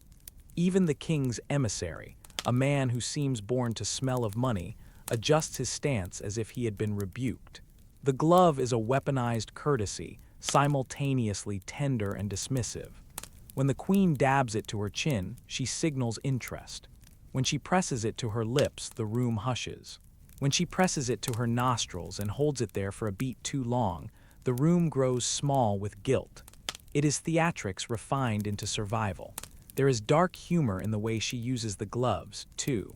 The court fool who knows how to unmask a man with a quip once swiped a glove and mimicked her exact motion.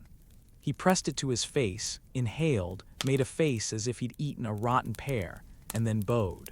The chamber erupted in a scandal of laughter and admonishment.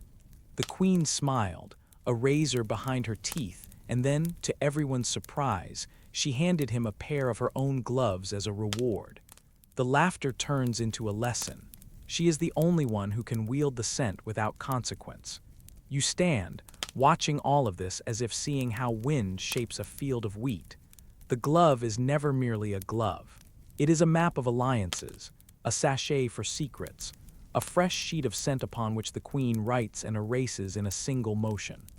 When she finally rises and turns her back to leave, she lifts the glove again and in that private, habitual ceremony inhales. You imagine what she breathes then. Not just the crafted perfumes of the court, but the layered odors of power, sweat and spice, skin and silk, loyalty and fear. For a moment, you think you can smell time itself, preserved between the leather and the lining. Then the queen is gone, the glove tucked away like a plot, and the room exhales the little lie she left behind. You stand just inside the warm gloom of the queen's withdrawing chamber, hands cupped around a shallow wooden tray.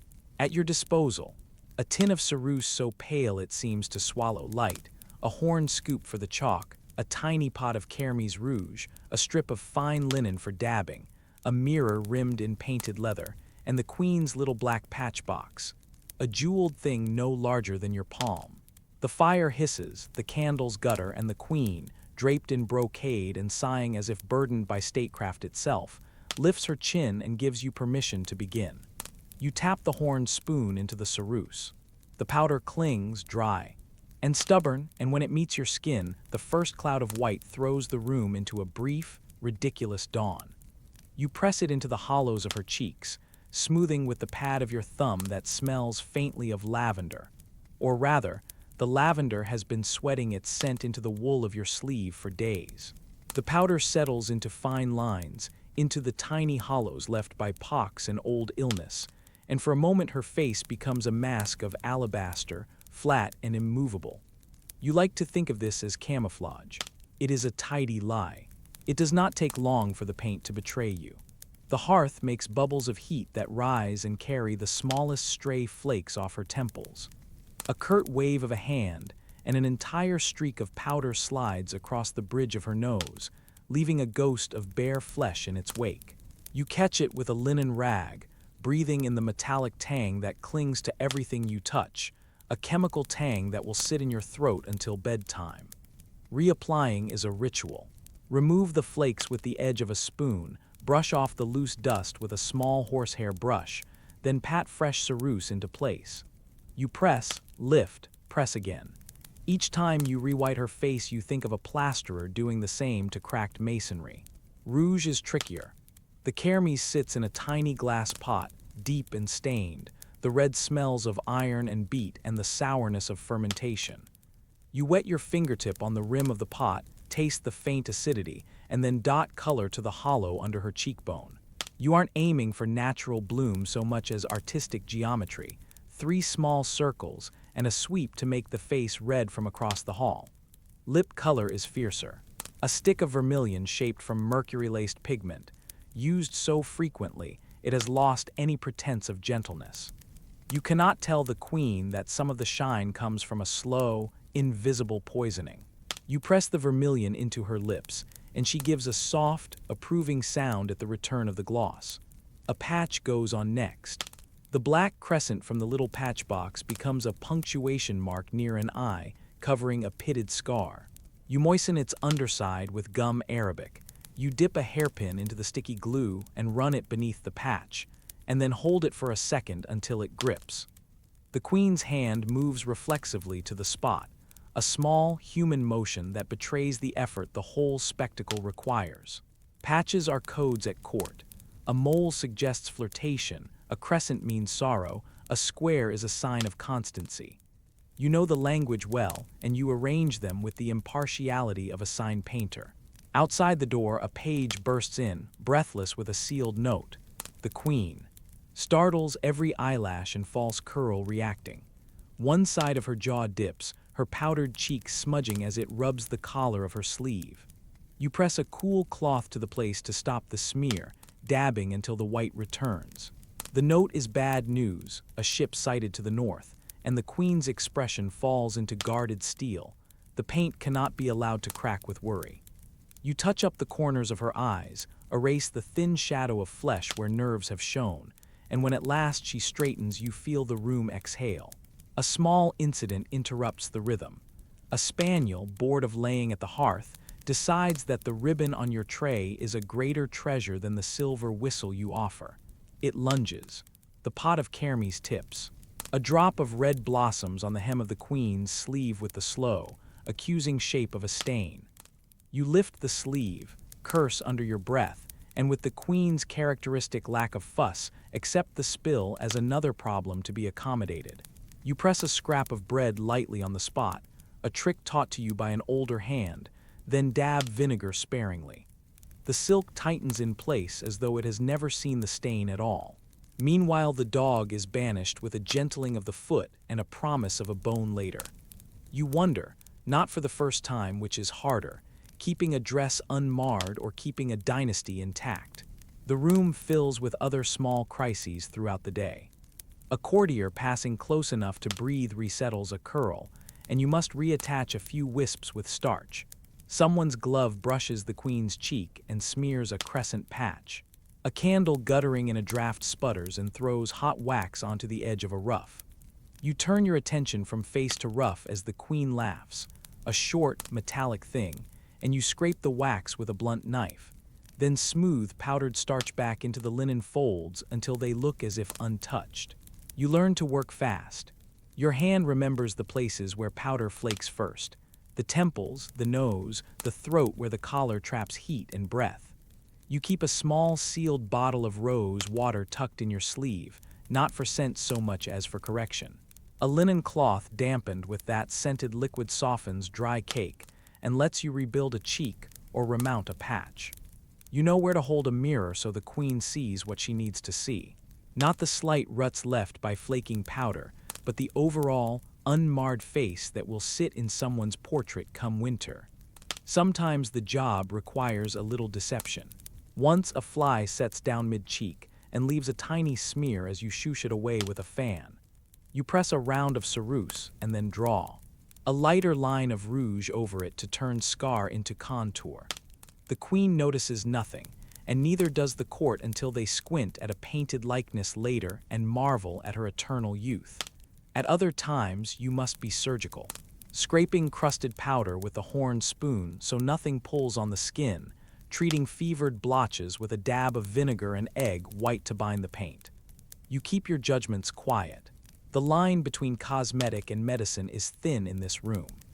By afternoon, the layers have become topography, the original ground of ceruse, the river of rouge, the little islands of patch, and the varnished shine of vermilion. Each reapplication is a small lie made plausible.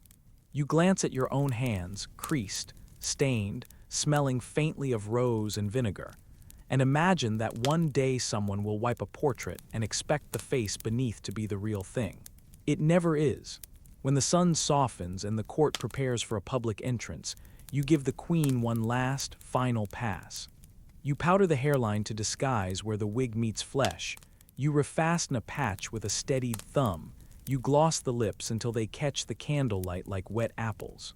She stands silk whispering, an armful of jewels that belie the effort needed to appear iron and immortal. For a moment, you see fatigue flicker through her painted features, and you want to tell her the truth about the poison in the pigments, the trouble in the joints, the way dye and powder will conspire to age the very thing they seek to hide. You do not speak. You smear, you pat, you glue a patch on with a practiced hand, and when she steps into the hall, the white face reads like a proclamation.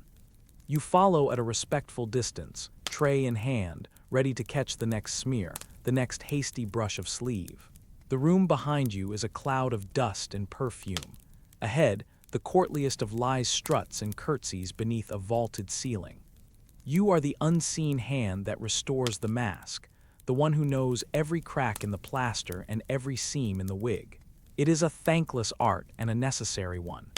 You do it for the queen, for the image that steadies floating allegiances, and because, in the end, someone must keep the paint from falling away.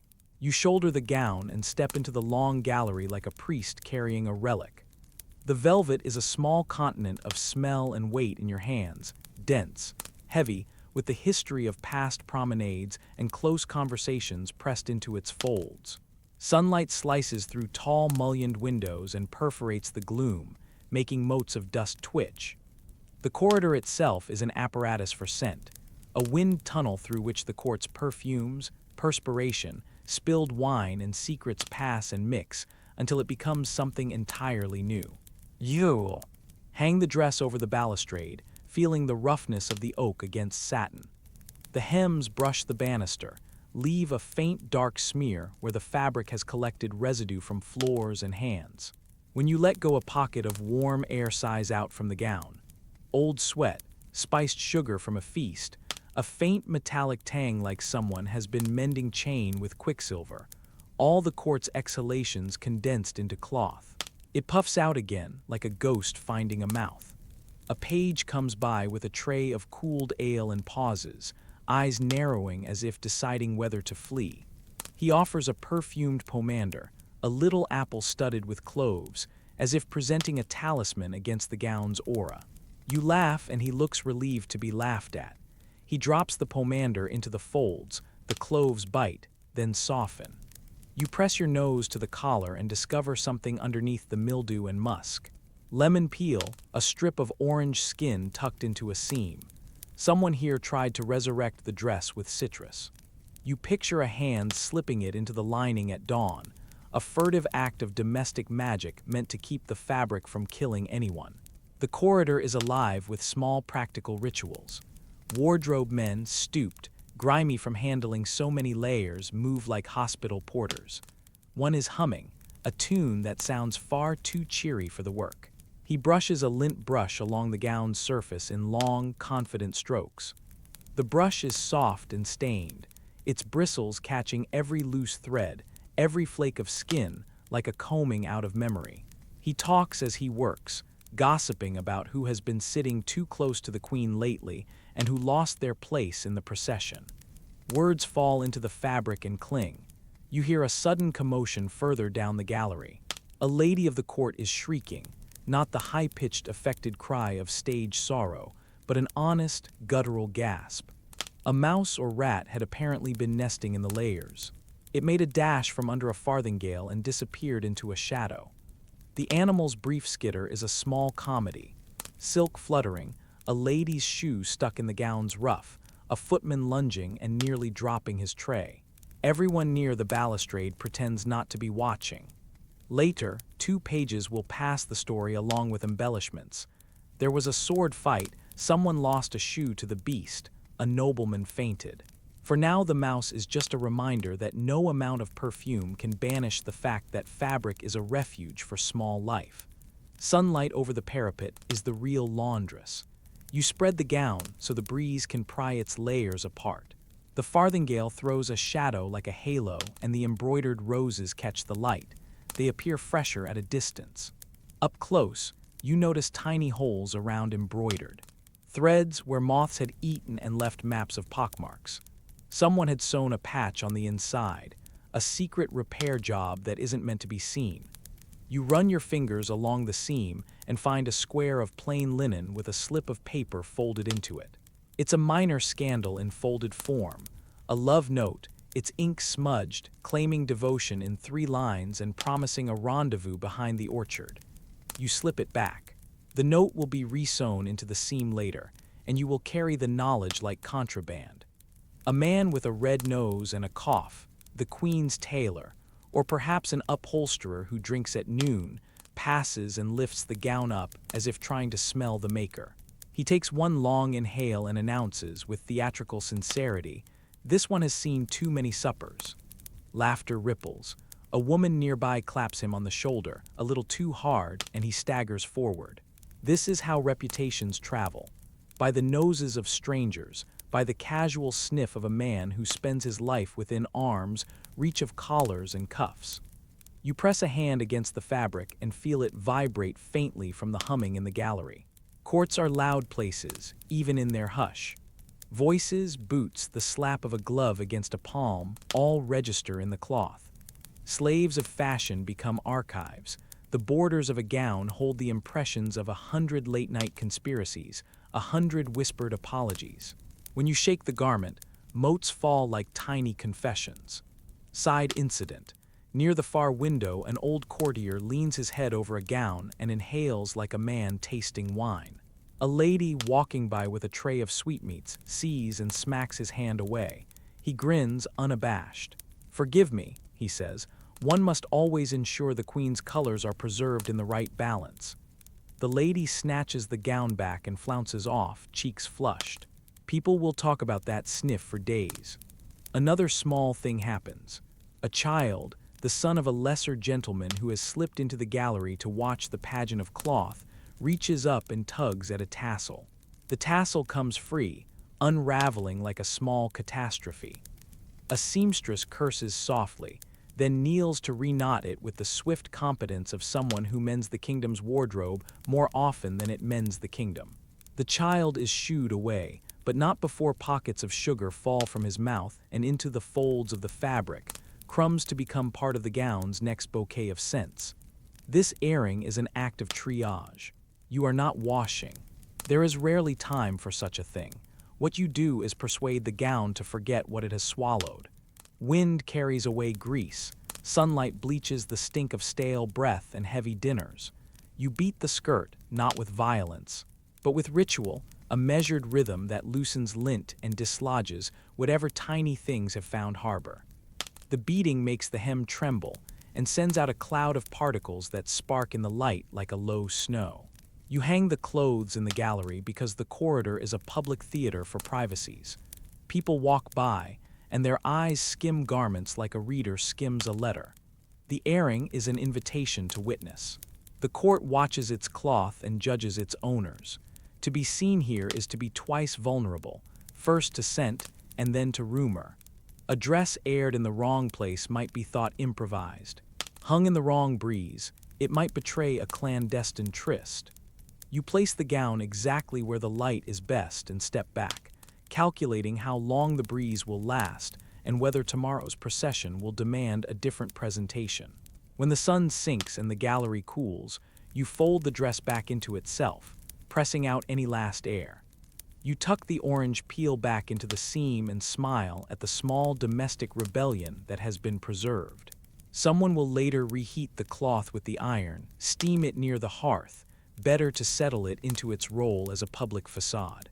For now, the fabric has been given a reprieve, a few hours of being only cloth again, not repository, not map. You carry it back to the chamber lighter, somehow, as though you have removed some burden from the world. A little less stench, a few fewer secrets, and a story stitched into the lining that will travel with the gown until its threads finally surrender to moth and time. You push the heavy curtain aside and step into heat that has been coaxed into the chamber for hours. The room inhales and exhales with the slow, warm rhythm of a household that has been burning peat and coal since before dawn. The bed looms like a small theater, a canopy of embroidered brocade, tassels drooping, the posts burnished by hands that never let them quite go cold. You can see why everyone treats a monarch's bed like a sacred object. You can also smell it, and that is the more immediate lesson. You set your basket down and run your fingers over linen that has been turned more than renewed. The sheets are soft with use, not with laundering. Linen in this house is precious and stubborn. To wash it is to risk shrinking, tearing, fading the painstakingly embroidered initials and the faint gold thread worked into the hem. So you do what the household does. You make it appear clean. You scrape, you beat, you air. You convince the eye and flatter the nose. First comes airing. You throw open the sash and haul the sheets free to the sunlight. The wind takes them like flags, they whip and snap, and the room smells momentarily of cold. River air and sun-warmed fabric. You lay the linen across the oak trestles you keep in the courtyard. Sunlight is the old washerwoman's bleach. The ultraviolet is an invisible hand that lifts at smells and loosens what it can. You beat the sheets with a stick, the sound a sharp punctuation that sends pigeons scattering from the courtyard eaves. You strike out the old oils and the faint tang of old sweat, but you do not beat too hard. Linen mustn't be ruined, it must be preserved. Back inside, you peel open the mattress tick. Beneath the embroidered cover is a feather bed, a luxury, soft and cloud-like. Under that sits the sack of straw. Coarse, a little brittle, a foundation for the feather bed to sit upon. The straw crackles like brittle laughter. You smell it sun-dry, the ghosts of hayloft summers, but threaded through with the must of long nights and the faint iron scent of spilled wine. You pat the featherbed firm and lift it high. Feathers drift and tick at your cheeks, a ghostly rain. You tuck it in with care, smoothing a seam where a maid has mended a tear with quick, uneven stitches. The queen's comfort matters. The linen's sanctity less so. You set the bed warming pan in its place. It is a shallow metal boat with a wooden handle, filled with embers wrapped in cloth. When you slide it beneath the sheets, a puff of smoke curls and the odor of charcoal mingles with rosemary sachets and horsehair. The pan is an ancient compromise heat without having to sleep next to a brazier. Still, you handle it like a live thing. Once, a clumsy footman left one too close to the hangings, and you had to stamp a smolder out with your boot. The smell of burnt wool hung for weeks after. A chamber pot waits beneath the canopy, discreet and private. The bed here is used for more than sleeping. Audiences are given in bed, illnesses are nursed, conspirators whisper in corners. That means linens are treated as if they must survive much. Where there are bodily functions, and there will be, the remedy is concealment. You fold the top sheet in a way that hides stains from the public eye, then sprinkle it with a mix of powdered herbs. Powdered lavender, nutmeg, a pinch of rosemary. It is a perfume that lies like a polite lie over the truth beneath. You know the herbs do little more than charm the senses. You also know that vinegar and water will do the disinfecting if anything really needs it, but vinegar is abrasive. It fades the gold thread. So vinegar is reserved for dire occasions. While you work, a small dog, an insistently cheerful thing with a coat the color of toasted breadcrumbs, arrives at your knees. It skitters up the bed, bearing in its jaws a pigeon's wing. The bird's feathers scatter in a flurry across the pillowcases. The dog prances, ecstatic, and shakes, setting feathers and dust flying like confetti. You curse softly, snatch a pillow, blow at the feathers and laugh despite yourself as the pup tucks beneath the covers with an insolent yawn. The dog is a courtier in fur. Its pleasures are simple and immune to politics. You tuck it out and return to work, shaking dust from the sleeves of your gown like it is snow. You find small ironies elsewhere. A coin slips from the fold of a hem and clinks into the straw. You fish it out, conduct a quick trade with a younger maid for an extra pinch of lavender. Those coins travel through mouths and hands. They are secrets embedded in the bed's architecture. You slide a hand under the mattress and find, for a heartbeat, the fur of something small and alive. A mouse, thin and gaunt, scurries away, leaving a smear of inexplicable warmth. You shut your teeth against the idea of pests and keep moving. There are worse guests than mice. There are fleas and lice and the occasional beetle that likes linen as much as the queen does. You press wet sponges to the hems where you can see stains. Wine, spilled oil, an old smear of something you do not wish to name, they respond to patient scrubbing. You wring the sponge out into a bowl and the water darkens, carrying away generations of small transgressions. Another hand interrupts you. A seamstress has arrived with a piece of embroidered trimming, an addition meant to cover a thin patch on the bed hangings. You pin it into place and step back. Appearance again. The eye must never rest on flaw. There is a ritual to folding the canopy that borders on superstition. You tuck the curtains in a certain sequence, left, then right, a fold like a bow, so that the shadows fall as they should, and the queen, when she draws them, will feel that order aligns with her dominion. You think of how often the bed has been a stage. Counselors have knelt at the edge to receive midnight counsel. Ailing courtiers have vomited discreetly into waiting basins. Lovers, and you remind yourself not to fantasize, have pressed messages into mattress seams. You fold with respect and with the knowledge that none of it lasts. Finally, you arrange the pillows, fluffing them with both palms until they yield and spring back like well-kept reputations. The top sheet is folded down in a precise way. The coverlet is smoothed and brushed free of stray feathers. You step back. The bed reads as clean and ordered and indulgent. From the doorway, the queen could lie down and feel no betrayal in the fabric. She will not know what you hid beneath the hems.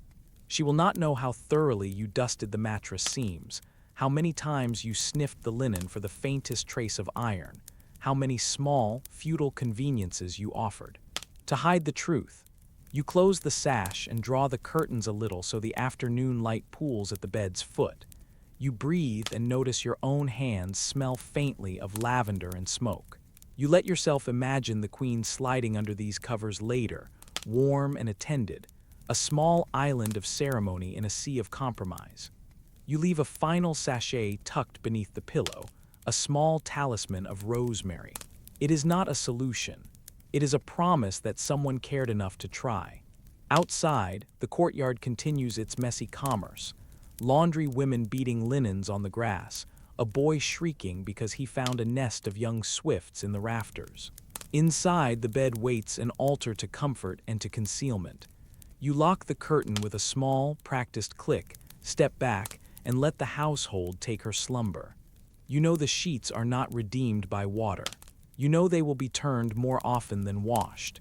You know also that this is how you keep a court functioning, by managing surfaces, by tending appearances, by performing hygiene as an art of illusion. For the night, that must be enough. You stand in the doorway of the queen's bedchamber as the day collapses into evening, and the court's glitter dims to a cluster of wary candles. You rub at your nose and realize your fingers are sticky with the residue of rosewater and tallow from the hand that just bowed to you. The fire has burned low. The wig sits on its block like some pale, sleeping bird. Through everything you've seen, the powder, the wigs, the blackened teeth, the steaming, unwashed linens, one truth keeps nudging you in the ribs. This was not meant for intimacy. Recap the day in your head like a checklist you didn't ask for. Morning began with a roomful of servants who fussed and jostled and adjusted the queen's face into its public geometry. Lead powder was dabbed on with the same calm efficiency a surgeon might show before an incision. The sweet smell of perfume was a purposeful lie. You watched silk layers hang in the air like sails. You watched shoes crush under the weight of a courtier's obeisance. You watched pages dart away with messages that tasted like metal and gossip. You breathed in the Thames on the wind, that river doing double duty as waterway and toilet, and you kept thinking. This is all happening so elegantly that it starts to feel intentional. The meal, that outrageous cascade of sugar and spice, locked you into a flavor that belonged to a different kind of appetite. You ate with people who used their teeth like small, constant weapons of display. You watched the queen smile with a mouth that had seen too much sweet and too little brushing, and you were jolted into the reality that power, for all its polish, doesn't cancel biology. The portraits, you remember them now as the ultimate PR. They were invented smiles, hard wax facades meant to survive for centuries. Up close, the queen's skin flaked in the light, her wig had picked up signatures of human sweat, and the painted smile had the hollow ring of a practiced prop. Myth versus reality sits between your ears like a stubborn coin. In paintings, she is pristine, eternal, the Virgin Queen frozen into symbolism. In the bedchamber, she is a living, breathing woman whose beauty regimen doubles as a hazard. The myth says she bathed seldom to keep her morality intact. The reality says she was a creature of etiquette and image, whose hygiene was shaped by the limits of the time, limited water, limited sanitation, an emphasis on scent over soap. The myth says her whitened face was an emblem of grace. The reality is that her porcelain complexion sometimes came from lead, and the glow came with a slow, invisible price. The myth says the populace adored her in a single, unwavering voice. The reality is a messy chorus, some lovers, some haters, many sycophants masking the uncertainty of politics with flattery. You find a small, absurd comfort in the messiness. There's a humanizing frisson to seeing a monarch who stinks like everyone else on the block. You can almost imagine her getting a splinter, misplacing a glove, or sneezing under the heavy embroidery of a sleeve, and making the whole court hold its breath before laughter spills out like coins. Power did not make her immortal, it just gave her better clothes to hide the rot. Portraits preserve the image because images are easier to control than people. That's the lesson that keeps repeating in your head. Image making survives time. Bodies do not. You think about the servants who hovered in the periphery. Their work was invisible and absolute, a choreography of labor that kept appearances in motion. They touched powdered skin and slicked hair, they mended hems with hands that smelled of lard and smoke, and they did it all for coin and survival. The queen's dignity was maintained by a network of equal parts awe and exhaustion. You feel gratitude for the glimpse, also a little shame for the voyeurism. To be an observer of rituals of maintenance is to be complicit in the system that required them. There's something almost modern in that compulsion to modify and curate. You look at the mirror in your pocket. Yes, you still carry that small arrogance of the present, and you realize how little has changed. People still shape their faces for others. We still perform ourselves for public consumption. The materials are different, the consequences sometimes less fatal, but the mechanics are the same. Choose an image, enforce it, and keep an army of helpers busy making that fiction durable. The difference is that you come from a time that has showers and running water, toothpaste and antibiotics, miraculous, small miracles that make ordinary life. Quieter and less dramatic. You feel a sudden, startling gratitude for that quiet modernity. You think of the hot water you had this morning without a thought, the soft, clean shock of a true bath, the small chemical miracle of toothpaste that fights decay without poisoning you. You remember brushing your teeth with fluoridated paste just before you left your time for this experiment, and the memory tastes like privilege. You think of laundry machines that spin out the rot of sweat and smoke, of laundromats and detergents, and the ease of cleaning a gown that once would have been aired and patched and passed down. You think of hospitals and clinics that treat infections which in 1588 would fester into nightmares. That gratitude sits with you, a warm, steady thing. Still, the day has left you with an itch you can't quite scratch. The sensory overload, the perfume and powder, the close-mouthed smiles, the smoke, has lodged itself somewhere behind your ribs. You are now tuned to notice the small inconveniences of power. The way an accomplished ruler must trade comfort for control, the way an image can be both shelter and a prison. The Queen's public face built an empire of belief. Her private body reminded you that belief needs constant labor. That dichotomy floats up in your mind like a drift of ash. You step away from the bed and find yourself looking at the portrait again, but this time from the inside out. It's still beautiful in a way that's honest to the painter's skill. A constructed beauty, yes, but also a testament to the human desire to be remembered better than you were. You think of how history loves its varnish, how time polishes some things and forgets others. The varnish is not entirely dishonest, it's a kind of protection. It preserves a narrative that people needed to believe in. But the preserved narrative has edges. When you run your hand along them, they're abrasive. You let the room be messy for a moment and accept the contradiction. Reverence and revulsion can coexist. You have spent the day standing in the overlap. You have learned that admiration for a figure does not require whitewashing their human smells and stains. You have learned that power is, at its most intimate, a combination of costume and vulnerability. You close your eyes and can still smell the ghost of the day, the lead dust settling like fine snow, the sweet perfume trying to cover a world that stinks. It is awful and somehow tender. As you step back through the doorway and feel the cooler air of the corridor, something softens. The noise recedes. The court resumes its slow, machine-like motion beyond your comprehension. You carry the day with you like a pocket stone, rough and strangely warm. You are older by a few small, stubborn truths, that people of all centuries sought control over their image, that survival and dignity were often mediated by the labor of others, and that our modern comforts are not just conveniences but fragile privileges. You think about the portraits one last time. They are still useful, still necessary. They teach us how people wanted to be seen. But now you also know how they smelled, how their breath faltered, how their beds smelled of smoke and their teeth told stories of sugar and empire. That knowledge changes the portrait from a god to a person. It does not diminish the queen's agency. It enlarges your sympathy. You close your eyes, inhale the present, and feel a small, fierce gratitude for running water, for clean linens, for toothpaste that does not kill. You are thankful for hospitals and truth-telling, and the ability to see the whole person instead of an immortal mask. In that gratitude there is no triumphalism, only a quiet recognition that you are standing on a late, lucky shelf of time. You walk away into the present carrying the echo of a day wrapped in powdered silk. The quartz candles gutter behind you, and the portrait remains, its painted eyes eternally composed. You feel a hush settle over your thoughts, like the last dregs of perfume in a room. For a moment you imagine the queen, not as a statue, but as a tired woman drawing a stray lock of hair back from her forehead.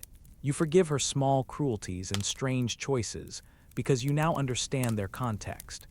You let the memory go with a small, private chuckle and a relieved shiver. Then you step forward into a world that smells cleaner and feels kinder, holding the day like a lesson and a warning. The past was never neat. Neither are we.